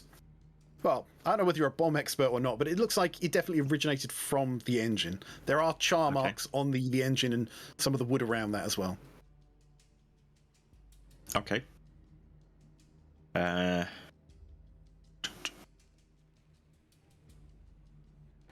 Yes. Okay. Yeah. Does it? The captain's Is there any magical residue? Does it seem like it was a magical explosion? It definitely seems like a magical explosion. Whatever, even if it was regular. It's from a magical engine. Yes. By the way, gunpowder is technically itself magical in D&D. But yes, Okay. it definitely feels a magical in nature, the explosion. So the captain's going to look at you and say, "How fares the investigation?" Well, Better than the engine, I hope. When I headed down, Larkin didn't have an alibi, so we just thought it'd be wise to come down and just check that you were okay with him. And, Yeah, so behind your and shoulder, ask him- Vola's going to chip in. Yeah, we are checking that you alibi. Yeah, and slap you on the back. Yeah, see. And yeah, just ask where were you when the murder occurred, And don't spare any detail. and for that matter, where were you when the explosion occurred? Right. Okay. So Sorry to interrupt. Very quick question. Yep. Which may or may not be pertinent. I've got Nat. I've got. Are we missing a character on the ship? What do you mean? So we've got Nat, who was with Volo. Who was the what I don't know is who's the person that we were interviewing. That's what I need to know the name. Who is the red-headed girl? Chezo. Thank you. Carry on. Glam? Yeah, so, yeah. Basically, yeah, Volo's my bad cop in this case. So. Yeah! Amazing. Oh my god, worst So you're bad saying to cop Larkin, ever. where were you? So, yeah, where were you when the murder happened, or when you think it might have happened if you didn't do it? And Volo's going to chip in behind you. Yeah, where were you? I didn't see you upstairs at all. As in, doing that whole bad cop suspicion. Yeah. So Larkin's is gonna say, well, it was Adam.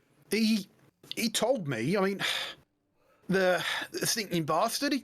He stopped me from going up on that island. You see, I wanted to check that out. I've never seen a floating island, but the bastard. He told me to go down and do maintenance on the engine. He said, an artificer's skills aren't learnt overnight, and you'll thank me one day.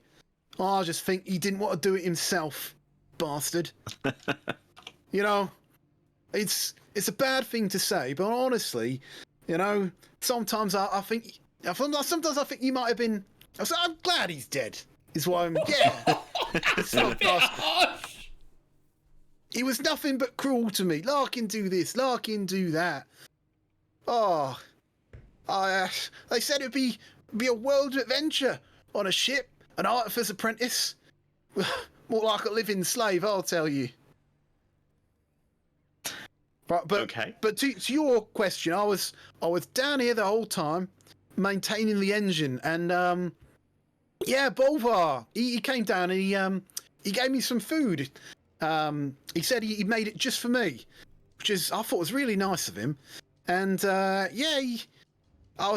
he just listened to me complain really, until I heard that there's shouting upstairs, and apparently Adam had been murdered. And that's when I went up there with Bolvar and the others, and saw a cat in front of the door, and poor old Adam on the floor.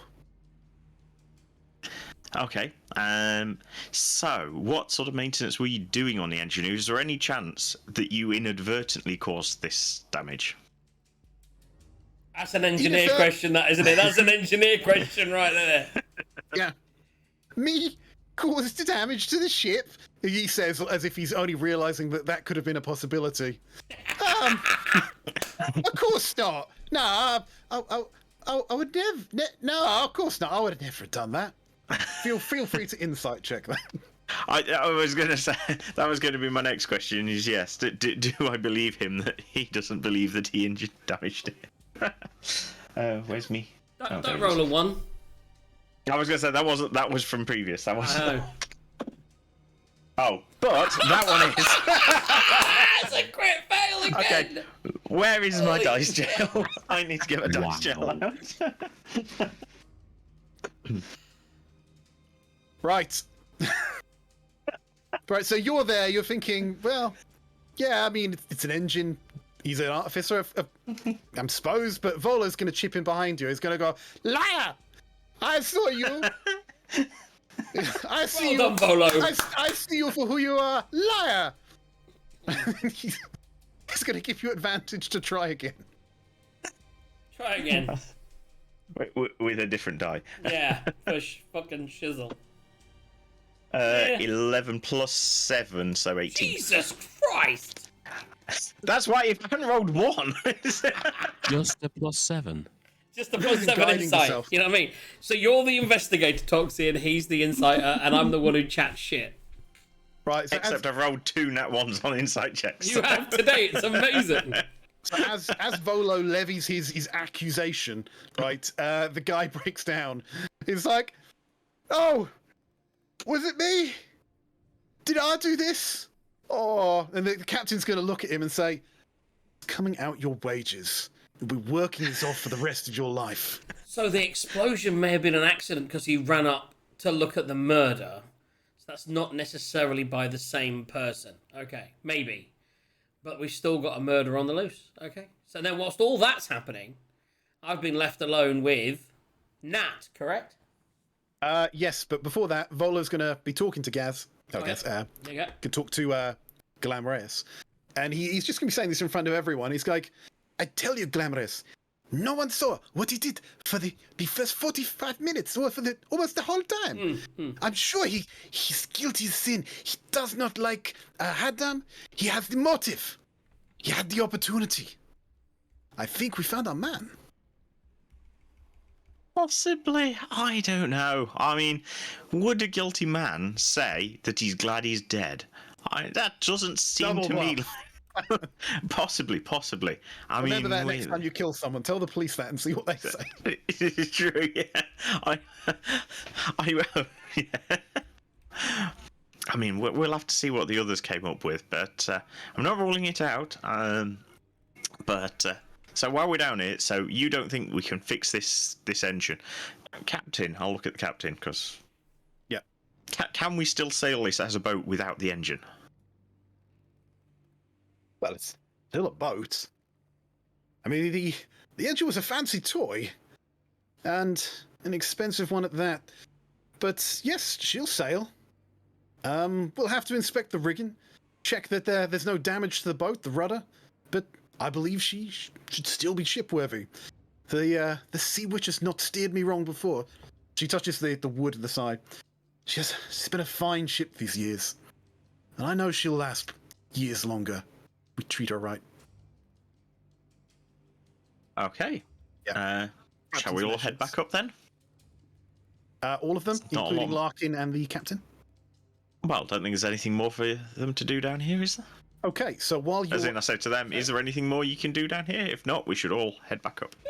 Okay, so they're At going which point, yes. to head back up with you, but we've got Captain Jack with Nat.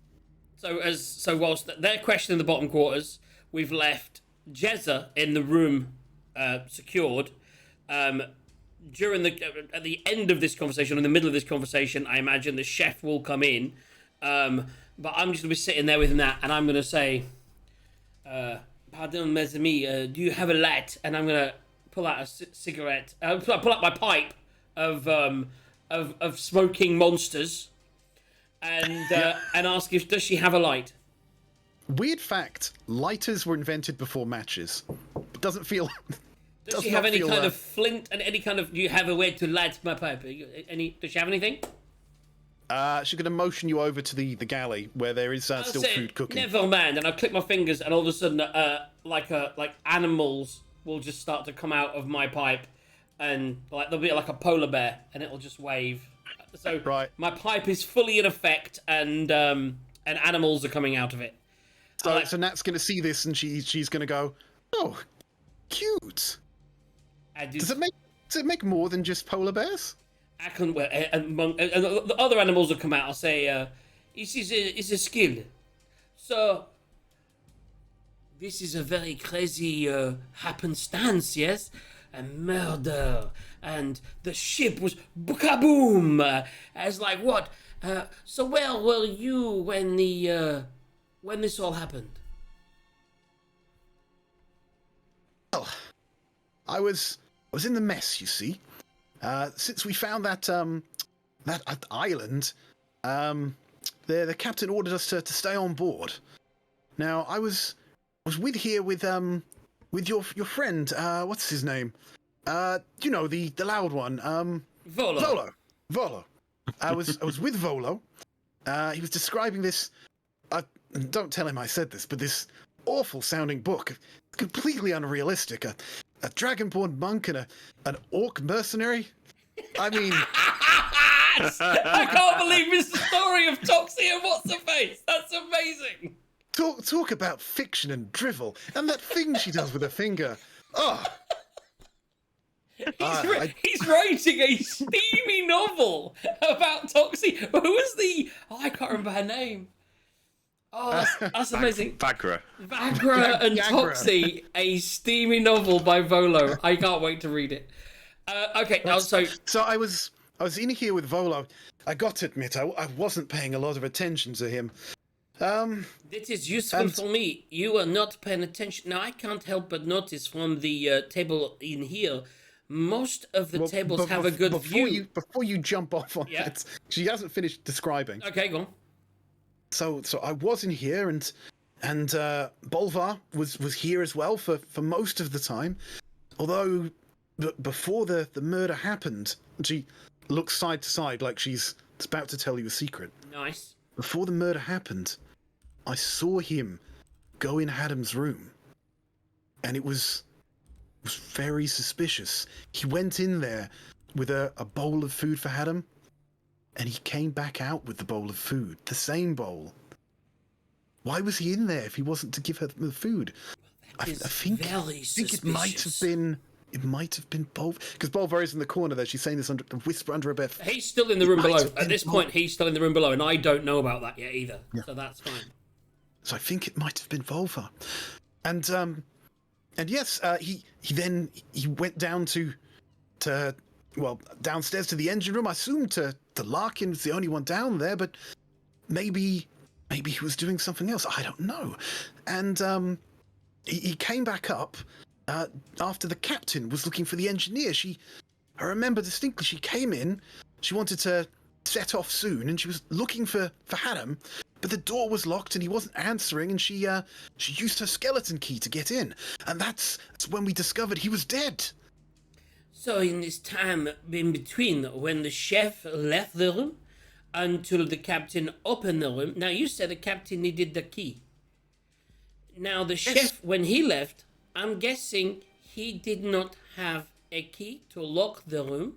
Therefore, per se, mes amis, someone must have locked the room in between when the chef left the room to when the captain arrived. Did you I want see? you to roll performance. I mean, it's also quite good. I think that's a fucking good performance. And that's a fucking 17 plus like 1,000,000. That's 25. Did you see? She's going to grab her face and she's going to go, "Oh my god. What? Yes. It can't have been Bolvar. You're right. The door was open when he went in and locked. Like, Detective. it was locked from the inside. He must have been alive, or how could Bolvar lock it from the outside?" She looked confused more than anything, pressed and confused. So, insight check on the confusion and everything else. I'll fail Uh, miserably at it, but I've got to give it a go. Probably better than I is did. she fucking role playing this shit? This is the big role, guys. Because she was my number one suspect. Because she's the most least. She was with Volo the whole time. It has to be her. Because Volo doesn't pay any attention to anything. I've got a He's different he's idea. boasting about himself. It's only a 10. She seems genuinely confused and impressed by what you've said and done. At least course, I am very in impressive. any way that counts to you with a 10. So after no, but you did not see, you were here the whole time. You did not see anyone else approach the door that was then locked. No, it was just me and Volo. Bolvar went downstairs. The captain came down and opened the door. And when the body was discovered, we all gathered here straight after. Okay, so by now the chef's come out, Toxie and Orianda are coming out, and everyone's coming back up from downstairs. And that's where we are. And that's where tonight's episode... No, it isn't. I'm joking. So I'm going to sit everyone down on the tables, and I'm going to walk over with my boys and girls, and I'll say, we have a pickle, a pickle, a pickle. We have established... and then we'll then discuss what we've established from each different interaction. And what we've established is Jezza. Right, so we gathered everyone back. Yeah, everyone's gathered back, Yeah. and we're having a little So conversation one thing- by the body. Before it runs off too much, I was going to say, so there was... You drew a square around here or something that didn't have a person with it. Can I have a look and see if I can see what was casting magic-ish there? I tell you what, we'll let Captain Jax, or what's your new name, Zed? Zed, yeah. We'll let Zed monologue, and then we'll touch base on that bit. Yeah, Oh, okay. I just wanted to make sure I did it within the 10 minutes Well, before to it faded, clarify, so- I think that with that in mind, because I'd forgotten, as Jezza leaves the room and walks in there, does the magical thing go with her as he's walking down, or is it still in that room? That's true, yeah. Right, and we'll resolve that after your monologue. Okay. yeah. Well, my only one was because he would see that, so you can tell me that in a minute. You can tell me if you saw that. I will Yeah, say, exactly. I just wanted to make sure all I that was going to say, I before said I I was monologue to doing the it, big but yeah, people, we'll do- yeah. before I do it to the big people, I'd say, so Jezza, we have established, is was said they were in the they were in the captain's quarters with the captain. Strangely enough, you never asked the captain whether that was true. We haven't had a chance to speak to the captain yet, so that's true. We haven't clarified that. However, we know the captain. We don't know. I am confused. We know that the chef was definitely innocent from what you've said, Toxie. You read his mind. I believe the chef is completely clear. Also, my deductions of the door with the key also led me to the same thing. I think the guy down below, what was his name? Crazy Larkin. Larkin. I think although he has motive and opportunity, I mean, he was talking to the chef for the entire time. There was the 45 minutes before, but we know for a fact that Nat was in He that was room. alive before the shift went down, yeah. And Nat was watching the door the entire time. So there's no... So for me, it's one of two people. It's Jezza or it is the actual captain. I have another theory, but I don't know whether it's right yet. I think Right, so it's not one of the crew. as I Jack- think it's somebody that came in through the portal, so I want to go investigate that window at some point. But anyway, Okay, that's you after can the monologue. investigate the window right now. You have a Okay. theory. Is it a kid is Right. dreaming and we all stuck Roll inside his investigation. wacky Broadway nightmare? So yeah, I'm specifically concentrating on the porthole because you said it was Oh, slightly we've wet inside. investigated 'cause- this whole thing and it's nothing, and it's just that someone else came in. I'll be so pissed. Because you said there was wet inside because the portal was open. So, and if the door was locked from the inside, I don't know, but that's I want to look at that. But we're portal on the anyway. island, so it would have to have been a Kenku or someone that's still aboard, maybe invisible. Okay, carry Okay, on. so what- carry on, yeah, carry on, yeah. carry on. Yeah. Right. I'm probably not actually the person to investigate, so I will guide myself. Still Roll a probably d20. Oh yes. Okay. Same rules as last time. Blue one's the. Okay. So the meta magic is 11. That's fine. The white one I'm going to have to re-roll because it's in between two. By the way, that's our guidance. first corpse roll. The entire I mean, show. that one properly was. Usually, if it is nearly on one, I'll read it as the one it's nearly Oh, on. But man. because there was one either side, it held it exactly in the middle. Right. So what is? And that one's definitely not good. So that's a 6 plus a 3 plus 0 for investigations. 9. Okay, it's not It's a window. it's not great, but no, you stick your head out the window, and you can see, you can see tool marks on the outside because portholes open.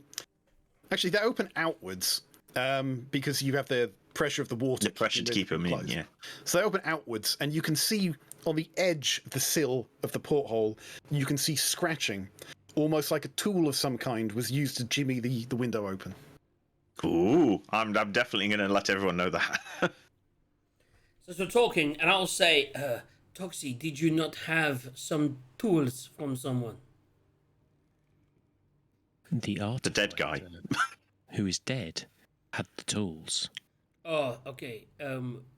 Yes. So somebody broke in. We don't know who. Maybe. See, I think we need to confront everybody now with our facts. Okay. Okay. So before and- we do that, can we just resolve that magic thing? That's the question, because he would have known that before this conversation. Yeah, you can see a faint purple glow emanating off of all of your friends and off of Jezzo. Yeah. Okay. See, I think we need to. So we're going to go in the room, and we all know this. So it has taken many hours have thought, and then someone points out, but it's only been 10 minutes. Exactly. And we have deduced many things. For one, the chef, he went in the room, he had the chance to kill, but I don't think he did this. I think not. I think he is just an innocent man. I look at him, give him a little nod. He gives an audible sigh. The Capitan! He is she is a captain of a big ship. Why would such a prestigious person damage their own engine, murder their finest arcanist? This makes no sense. It is probably them. But for now, we will move on. Larkin, the man with it all to gain. He would become the arcanist, may still become the arcanist, no longer a trainee. Perhaps if he can fix the engine. But I think maybe the one thing he is guilty of is leaving his post to hear what the shouting was about.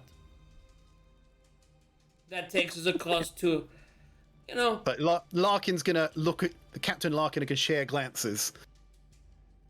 Volo. Yeah. I think we all know that inside every writer is a murderer. And I think without a shadow of a doubt, at some point he has killed someone in his life, but today is not that day. Isn't that right, Volo? Well, people have died around me, but I have never killed them myself. I mean, surely adventuring it's a dangerous pastime. Nat over there, me and my friend Nat, we shared a personal moment. She's a very fine-looking woman. And I have to say she kind of leans over to Volo and says, "He's really impressive, you know."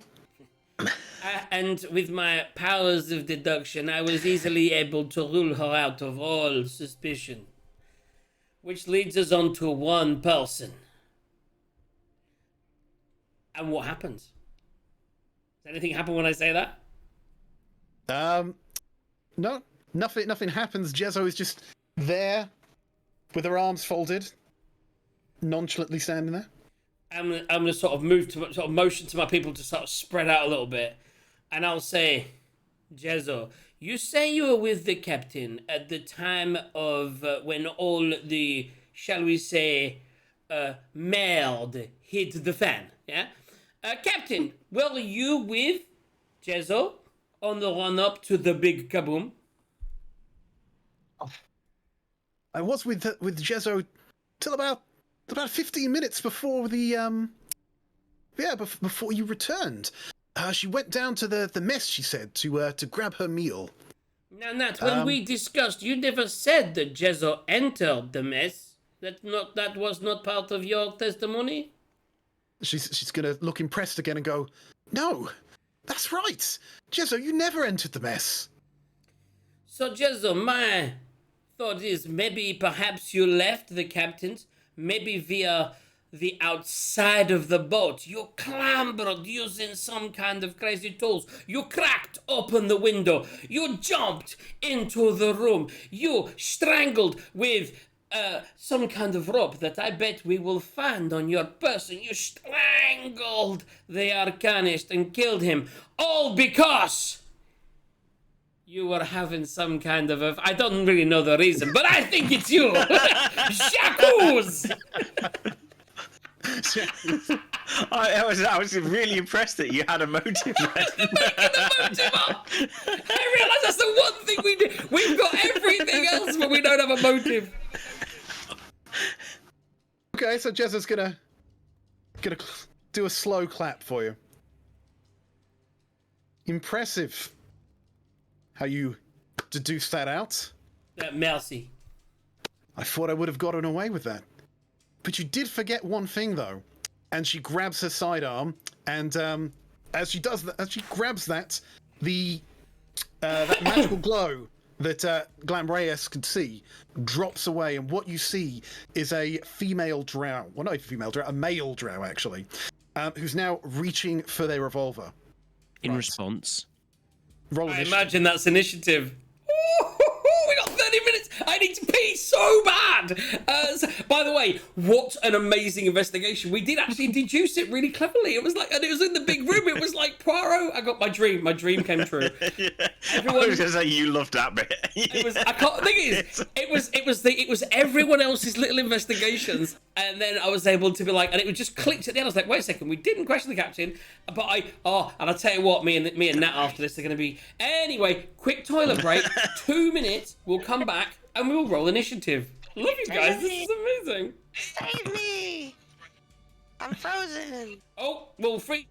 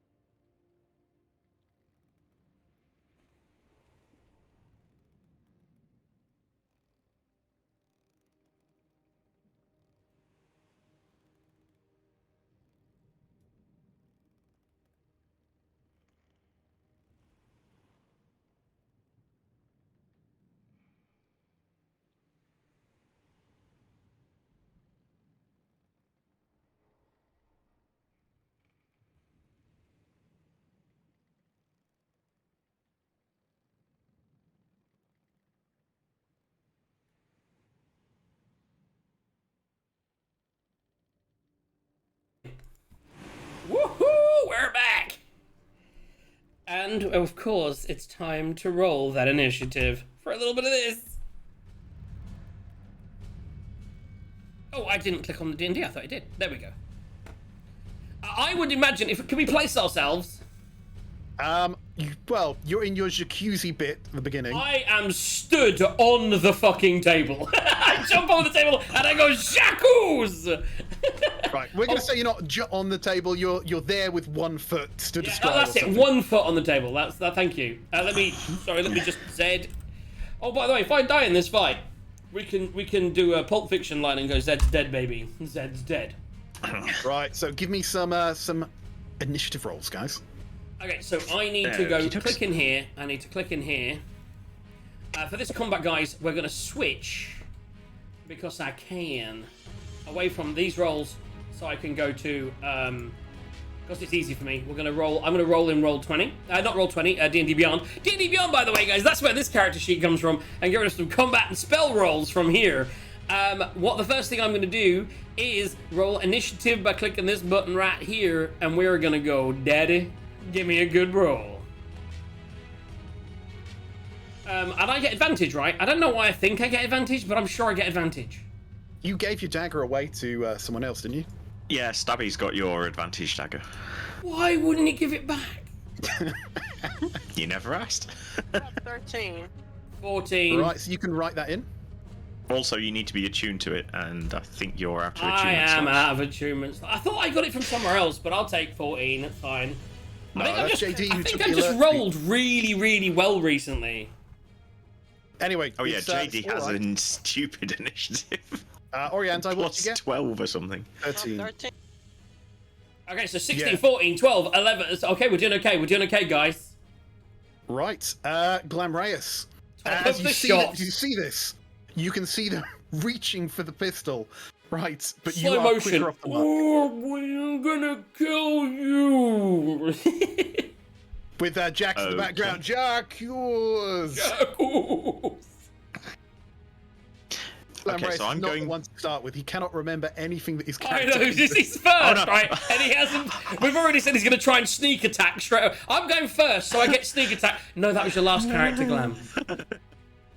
No, I know what I'm going to try and do. I don't know if this will work or not, but since I've got it. I'm going to so turn into a Triceratops. You say it's a pistol they're going for. Yes. You've seen So it it's before. metal. You have. Oh, heat metal. Yeah, you had a very Beautiful. fun encounter with a drow once upon a time. Heat metal. So yeah, I'm going to Love try it. and do heat metal on the pistol. Right, so it's a concentration spell. Do you need to even roll to hit? I don't think you do. It's a saving throw. To hold on to Blah, the blah, weapon. blah, blah. Yeah, so it does the Wait, damage so- anyway. Yeah, any creature in contact takes 2d8 when you cast it. What level are you casting it at? Ooh. Does that matter? I mean, it's the Adds an second extra level. D8. Oh, that's a good point. I mean, I could cast it at third. Yeah, we're probably not going to use that many spells, are we? Yeah, okay, I'll cast. That's the thing. I didn't with even these think of short that. encounters is like spank the high level spells like woo. Okay, I'll cast it at third then.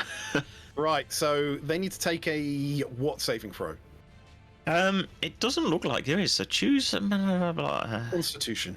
You cause the contact any creature.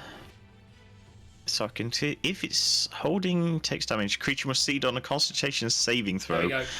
or drop Right. the object if it can. Roll the damage. What's it taking?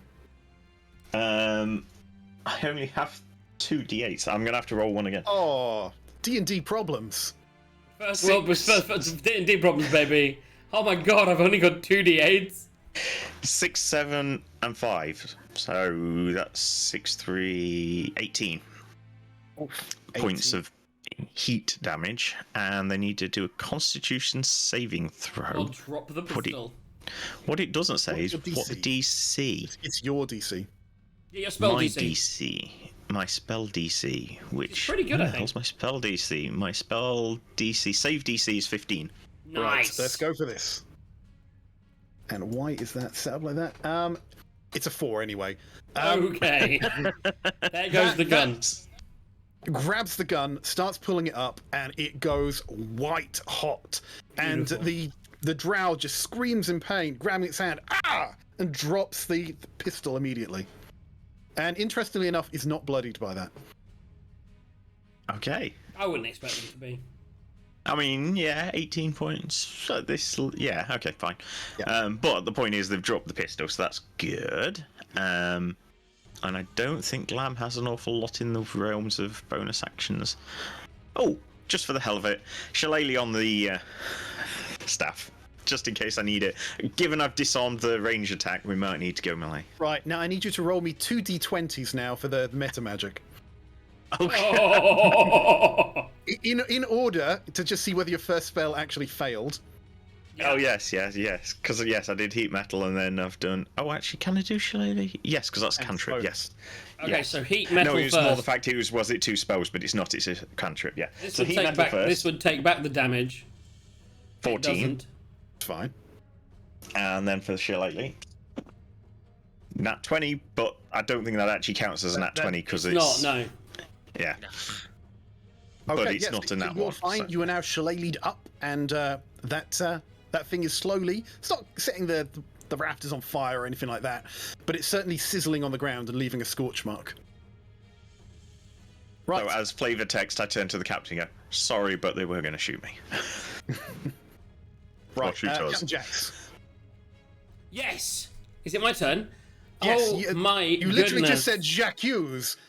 This is all happening in And front they of you. pulled out a gun. They dropped the gun on the floor, and I realised, fuck me, I am a detective.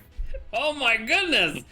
And so I will look across to them, and as they're obviously going to try and escape, maybe try and kill us, I will cast Charm Person on them and say, "You don't want to fight against the law!" And I will cast Charm Person. Wisdom Right. 14 saving throw. Or be Now- charmed for an hour. Funnily enough, we have an elf in our other group, don't we? I Yes. was thinking it was who was that elf? Was it Glamreus? Kigaz, were you an elf in the other party? What character Oh, did I they go for? can't be charmed. Of course they can't. So I think no. it's advantage. It's not It that is I can't be. advantage. Okay, so advantage, so- advantage. On charisma. Wisdom 14. And yep, that is succeeded with advantage. That has succeeded, has it? What if you Yes. take off a 4? Can I see that for? It's oh shit! Sorry, well, I'm not over there. I'm over here now. Moving to my where the fuck are my cameras? we do roll in the so many fucking different windows. That one. Yep, I can see a 4. There we go. See a four. Right. I mean, it'll be very tiny on your screen because you're seeing a capture of a capture. that's a reaction, isn't it? That is correct. Okay, that'll do it. Oh, cutting whatever my ability is that lets me reduce people's saving throws is my favourite thing ever. So It's probably I'm the gonna. second time you've used it. No, I use that all the time. Like on Bane, especially when people save against Bane, I always use it. It's the best ability, man. So if it fails a saving throw, it is charmed by me until the end of all my companions. So when I say that and I see it take effect, I'll say, "There's no need to harm this individual. Right. They will come to the lore peacefully," and then I'll say, "Confess your sins." So I'm just. Sorry, I rereading ruined the Charmed fight Person again, quickly. guys.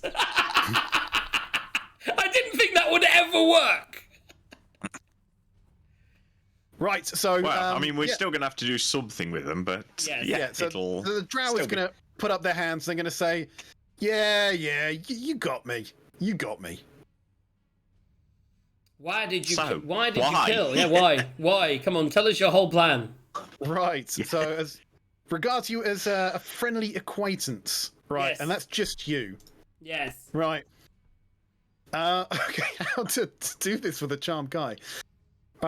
Yeah. So he's gonna look at you. Give it like and a Bond villain that he's is just he's wants to gonna tell us everything. scowl- He's gonna scowl at your friends who he doesn't consider to be friendly. It's just you. He's gonna be, well, I was ordered, wasn't I? I mean, no hard feelings. We can do a bit of that. No hard feelings. Was ordered, wasn't I? Infiltrate, and then disable. You know, for the other guy. Who sent you? Well, let's just say he's a bit of a pirate, and he sends his regards. Fucking Jalaxel. Can't believe I've met an arch enemy of one of my heroes. Actual my heroes, you son of a bitch. Well, I mean, I am sorry. I really am. You have been sent by. I know he's not finished. He's Jalaxel. not finished. Yeah, So go on. I am sorry. I really am. I mean, not for you guys. From what I've heard, you deserve it. But yeah, there's no way out for you, I'm afraid. No way out of this. He seems a bit too nonchalant for someone who's been disarmed and is, surrounded by hostile people. So you were sent by a pirate. Would that be Jalaxel, the famous drow pirate of the Seven Seas? He gives you a little Narrow nod and a sea. wink, and he's like, "You know it, the one and only." Sorry, you know it, the one and only. And I suppose he's located quite close so that you can make your escape. Well, I don't know what you did, but you've pissed him off right and proper. I ain't seen him this riled up getting even in quite some time. Nah, he's would never risk his own skin, but certainly, yeah, we. And he reaches into his pocket and he throws you an object. You gonna catch it or let it fall to the floor? I'll catch it. Okay. Roll perception. Everyone, roll perception. Which is on this one's on. Okay. Everyone, roll perception.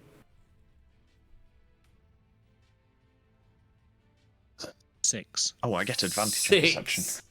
19. Oh, there we go. Needed one good fucking roll.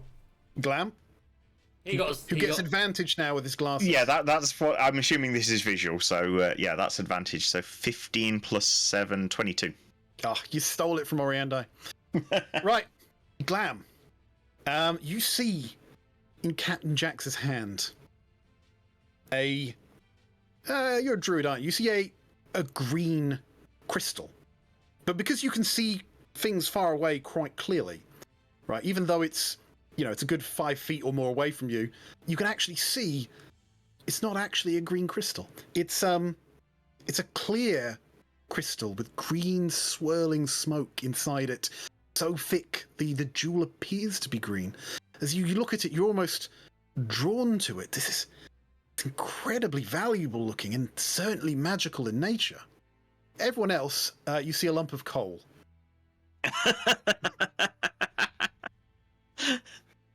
Okay. I would recognize this lump of coal. No, it looks like any lump of coal. But I would Right, probably, having... Roll. Okay, I'll let you roll for this. So, roll history for me. Does this ring a bell?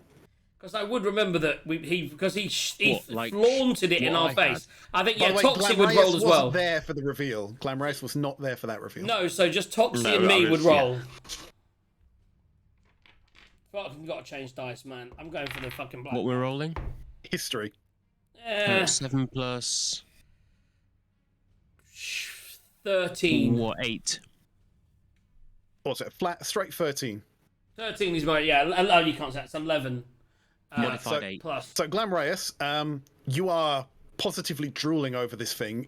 You want to pick it up and look at it. Carl, Zod, Dead, baby. Zed, a faint memory triggers in your mind, and you kind of look down, ashamed of yourself that you've fallen for the same trick twice. But I said fallen for it, but I mean, Oh, we not haven't... fallen for it. No, but we now you know know that's what- what that is. Yeah, we know what Yeah. it is. So and I'm like, okay. Yeah. We've been following you since you left port. We're just waiting for you to come down, and they're waiting for me to knock out the boat so that we catch up and take you back to the big man. Captain, Mind you, as I say, right now that's inevitable, isn't it? at this point, I'll turn out the captain and say, Captain, we need to go full steam ahead. We're being chased by pirates. At this point, the captain looks at you, wide-eyed. You made enemies of Jalaxel, We the don't have Lord to... of the Seas. We don't have time the to talk about pirate this. goddamn king. We need to go. You know we're on a boat. Oh my god, we're dead. Let's make Oh, haste. we're dead. Fuck, we're dead. I'll The, go the over... captain is clearly panicking right I'll now. say, Orianda, slap the captain in the face. Oriandi, what are you doing? Slaps her in the face like I was asked. Right, run up to the captain, roll to hit. Roll what? Roll to hit. What am I rolling? So And just I- roll the hit with Toothy. Just roll for Toothy and we'll take off. 5? Roll 2. Roll Toothy, yeah. I hit her for 10. Oi. Oh, that's damage. The actually. No, do the you actual hit her? the to hit thing with Toothy, not the damage. No, that is to hit. That is to hit 10. That is to hit 10. So it's And it's her a unarmed really strike is +6, so Jesus. Right. you yeah. want rather than You +7. So it's successfully yeah. some sense into the captain. Yeah. So he just kind of snaps out of it. My God, we have to get out of here. Nat, get the sails. Bolvar, right, batten down the hatches. We need to make haste now. And for God's sakes, Larkin, fix that engine. The whole crew just scurries off, leaving, just leaving you guys and the drow in there. So So I'm going to Please say, do. Glamress, go and see if you can help. I know you got that mending thing. Go and see if you can help Larkin fix the engine. That's what I was going to guide him, and yeah, I've got mending. So yeah, I was going to. That was exactly what I was thinking, Captain. yeah. I And I'm instinctively gonna call say- you Captain. That's amazing. And I'm going to be like, Toxie, it looks like our past has come to haunt us. Looks like Jalaxel's come to get revenge. If only we hadn't have go set that again. dragon on. And did you realise that we did attack a pirate with a dragon and then got on the sea? What were we thinking? The drow is just standing there nonchalantly. He's still going, ain't gonna be enough. You've got the sea hag chasing you, mate. Free sail galleon. It'll catch up with you. But that's not the best part. I would have thought the great old Captain Jax would have known his ports a bit better than you seem to. Where are you heading again? Yeah? Remind me. We're heading to Luskan. Luskan. You would know Luskan at Freeport, wouldn't you? Roll me a history check. I've got to roll Who? fucking... Right, I'm switching. You can get advantage on this because you are a pirate. You would have visited many of the ports. You're just trying to remember what was special about Luskan. I think the biggest problem here is more that Captain Jax completely forgot, which he's likely to do, having saved his friend. So this is more of a... Glamorous, are you doing anything? You guiding or? No, he's in the other... He's gone down at the bottom. Oh, Yeah, I've gone down to the thing. So, I mean, yes, I probably will end up using spells down there and need to roll for them. But I rolled well. I rolled a 19 on my history check. Right. Okay, so... And I would know Right. that Luskan is a pirate port, but I would have forgotten that Jalaxel may be slighted by us. I just didn't put that two and two together. I think as a team we were so busy focused on Xanathar that we forgot that we'd slighted a big pirate and that we're now on the open seas heading to a pirate dock. And now it's all flashing back to me. I'm going to info dump you. Do you want me to put that on Roll20 or on the messenger channel? Messenger's fine, and we can look at it because we're going to end fairly soon. That'll be a good read in a minute.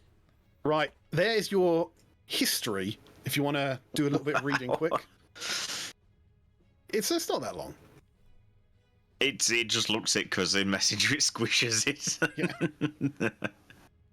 But I actually know a lot about this because I've read this for a different campaign. So yeah, I already knew a lot of that. The 5 captains who ruled the start of the contest. Yeah, I mean, it's a pirate city.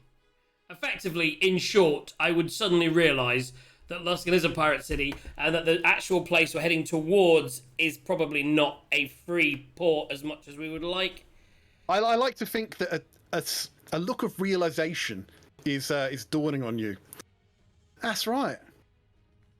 Ruled by 5 pirate lords, isn't it? I wonder who might owe Pirate King a few favours. He's smiling at you. I'm afraid it's inevitable. I love the fact that had we have not found this guy, we wouldn't have known any of this.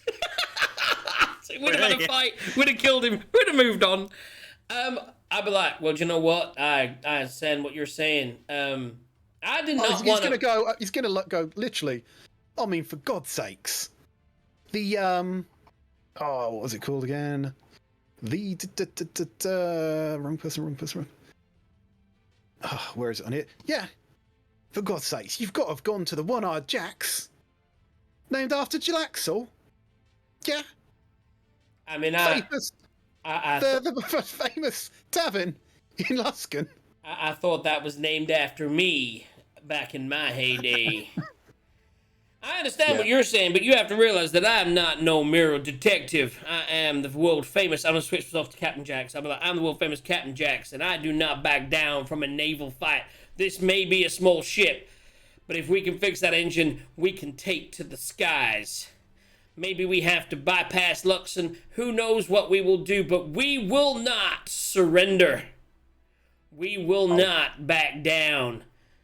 And the drow is just going to sit down, put his legs up on the table, not going to bother trying to pick up his pistol, and he's just going to say, well, I wouldn't expect anything less from the great Captain Jax. And he's going to tip his hat, and he's just going to wait. He knows what's coming. He don't need to do nothing. Okay. And that's where we end the episode? the desperate struggle next week to. I think that's. outrun I mean, we got like 7 minutes to the end of the hour, but I mean, we got started some dice rolls to do. We could have. I think that's. What the fuck? Toxie, do you remember when I say we should go by boat or airship? You should have said, do you not remember in the last thing that we did was set a dragon on a world famous pirate? I'd have gone, let's take an airship. I'm beginning to think that we may Effectively did take an have airship. made a mistake. Well, why don't we teleport there or ride horses? I mean, like, we actually planned this in advance, so you it's got on a even- boat. It's even worse than you think, because I mean, if you want to avoid Luskan, the next big port is Neverwinter, which has got Lord Daggett Ember, the guy whose money you stole. If we airship out and he comes low, we can if they airship close, we can float. Well- I can levitate down and fly and shit. I can ferry people to the ground. If the captain is willing to do that. So theoretically, we could avoid all ports. What we need to do now is, before we get destroyed, we need Gaz and Larkin to fix the engine, whilst if we end up in ship combat, we end up with cannons doing ship combat, which sounds fucking awesome. And then we hopefully fly away before we get destroyed or boarded. And if we get boarded, we have to fight. Oriandi, we are pirates. Well, we're not. We're getting attacked by pirates. I actually thought, when I thought of ship combat, I always thought I'd be the pirate, and it's actually the other way around.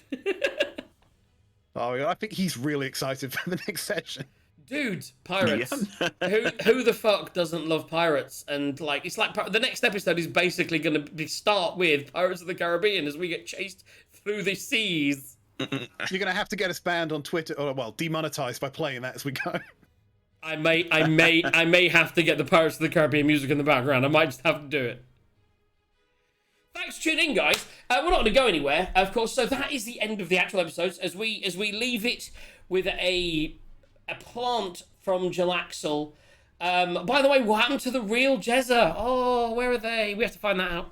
I'll ask that question. What did you do with the real Jezza? Oh, did you murder the person to take her place? We'll resolve that next week. Okay. If you already had it, I was going to let you go. So yeah, that's where we're at. We've got a fake Jezza. We've got ships close, but we haven't rolled initiative yet.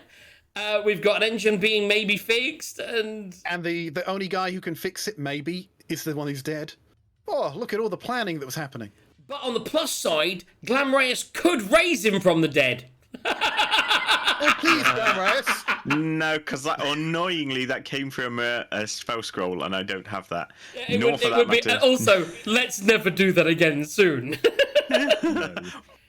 Well, who knows? I believe that you and the apprentice can do it as a team. I think we've got a team engine work, we've got team fighting on the top decks, and we've got Volo documenting the whole thing. What could go wrong? It's going to be magical. Make a fine book for my next... Make a fine story. I think we'll get the pistol, we'll cool it down, and we'll give the pistol to Volo and let him shoot at things randomly during combat. That'll be amazing. That'd be amazing, yeah. You know that he's going to shoot one of us, right? That's just going to happen. So, guys, what we need to do now is some dice rolls. So what I'm going to do is, guys, who has the list of the peoples? I think I do. Do we have so right? Okay. And what dice rolls am I rolling, and what is Toxie rolling, and when are we rolling them? Right. So first one will be a D4, which is Jax rolling not to fall off the ship. So the very first roll of the night, you mean? Literally the first time we rolled a dice this evening, and that's a D4. I'm going to roll that because it's in my hand already. And, oh, let me switch my cameras. I need more screen retail, people. That's going to be a 2. 2 is Josuke Allier. Josuke Allier, back in the house. If I could pronounce properly. Yep. Okay, so the next roll that we had was for a crit win, I believe. So yeah, the next one is Toxie pulling Glam back in, which what I are we rolled rolling on this Toxie's time? behalf. Yeah, so That is also a D4. D4, please, Toxie. I've got this one. It's 1. That is Rat Bait. Okie dokie. Then we Then had the another next- crit fail. We did. I'll Which roll was the my fail. first Even of though two. I'm wearing my D20 roll for initiative top this evening, I didn't roll many 20s. This was not very lucky. Okay, go again. So This one's interesting because this is 5, so you can either roll a 6 and we'll re-roll a 6, or you can roll a 10 and we'll halve it. 10. I rolled a 6 and it's number 2. Number 2 is Rat Bait again. Killing it this evening, Mr. Bait. Indeed. And then the last one was my other fail. So you just rolled one insight check fail, and then it was my other insight check fail. I'm rolling and this the one's fails. also... This one's a 4. A 4, so I'll roll my d4. And let's see who can win this one. That is a 3. A 3 is Eagle Point. Eagle, baby, in the house. So if Rat So, yeah, Bait we've got is a Josuke, Rat an Bait, first Eagle name Point, Rat, second name and Bait, is he Master Bait? Let's move on. Oh, wow. Is there any more? Is that it? No, that's the ones I've got, unless anyone... So we've 3 Complaint? fails and 1 success this evening. That price pot's just not getting any bigger, is it? How many Nope, of those would not land, mine. though? Jesus.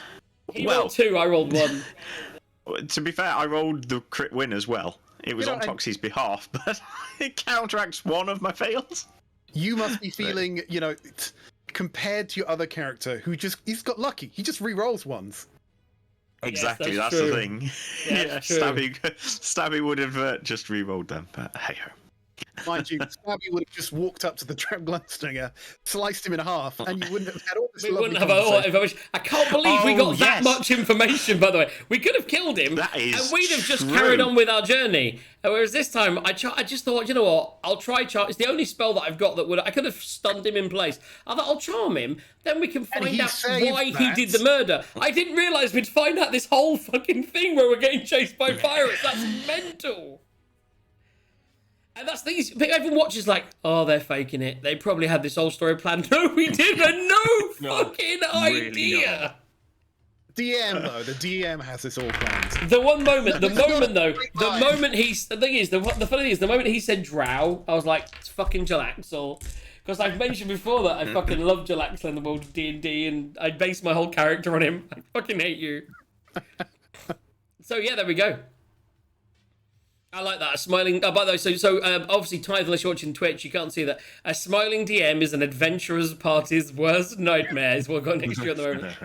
You need to And take he that was. picture out of He there and add really it to Ben.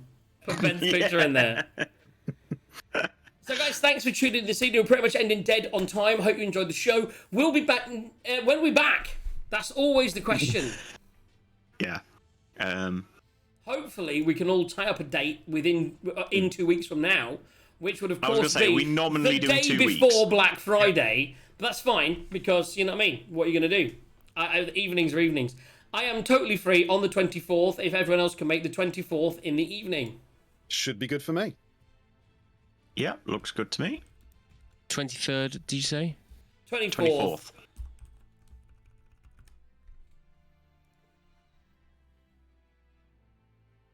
I might be able to do that. I'll let you know. Who was that? This month, right?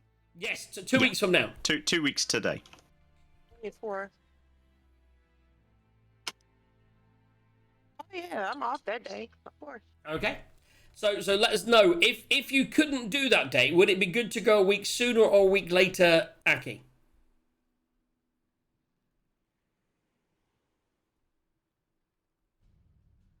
Week later. Okay, so we'll be back on the 24th or the 1st of December for this episode. If it was the 1st of December, that could be tricky because I'm going to land that day, but Okay, I so may or may not be able to work something out. we're looking. But we'll so see. Aki, We'll let see us what know Aki as says soon as and we'll go from possible. there. We'll work will towards do. currently the 24th for pirates everywhere, and I'm not one of them. What the fuck? So we're going to be attacked by pirates at sea, try and escape. There's going to be spell jamming. There's going to be boats. There's going to be cannons. There's going to be fucking... Oh, I'm so excited. And we're all going to bone up on ship combat before the next episode. I've just watched the ship combat episode of Critical Role, so it's great. I'm super excited. So we're going to be back in 2 weeks. So this is the thing. There hopefully. aren't really any rules, so it's kind of Well, up to... a cannon, usually a cannon, even if it's the arcane ones, in general, it's a load and shoot situation, so it's two people, and it's also it's two actions. It's a load and shoot, so it's you twice for 2 turns, or it's someone else load it and One you person shoot loads it, it, yeah. kind of thing. So you kind of want 2 people on camera. That's the one major thing that I know about ship combat. That, and if people get close enough, they can board. And I mean, other than that, whatever the DM has up his fucking sleeve. I mean, who knows? And you know, I think essentially we need to hold off long enough to get the engine fixed, get into space and fly. That way we can escape and then just get away. I mean, who knows? I'm excited, as you can tell, as I'm red in the face and gushing. Oriando, thanks for joining us this evening. It was wonderful to see you again. Am I seeing you again tomorrow? Yes. Pleasure as always. So you'll be back tomorrow for tomorrow night's show, which we'll talk about at the end. I hope you enjoyed the show this evening. Toxie, amazing. I'd like to think that you were the detective with the mostest, as you certainly found out certain information. It was fun. I think he cracked open the entire case. You cracked. As soon as I he mean, knew that the guy was innocent and he'd visited there, you had your timeline. we had a timeline from Toxie. Glamreus, I think your majesty with your magic detecting was amazing. That detect magic really confirmed all my suspicions from my deducing as a private, as a professional investigator. So thank you, Glamreus, as always. It was a fun episode.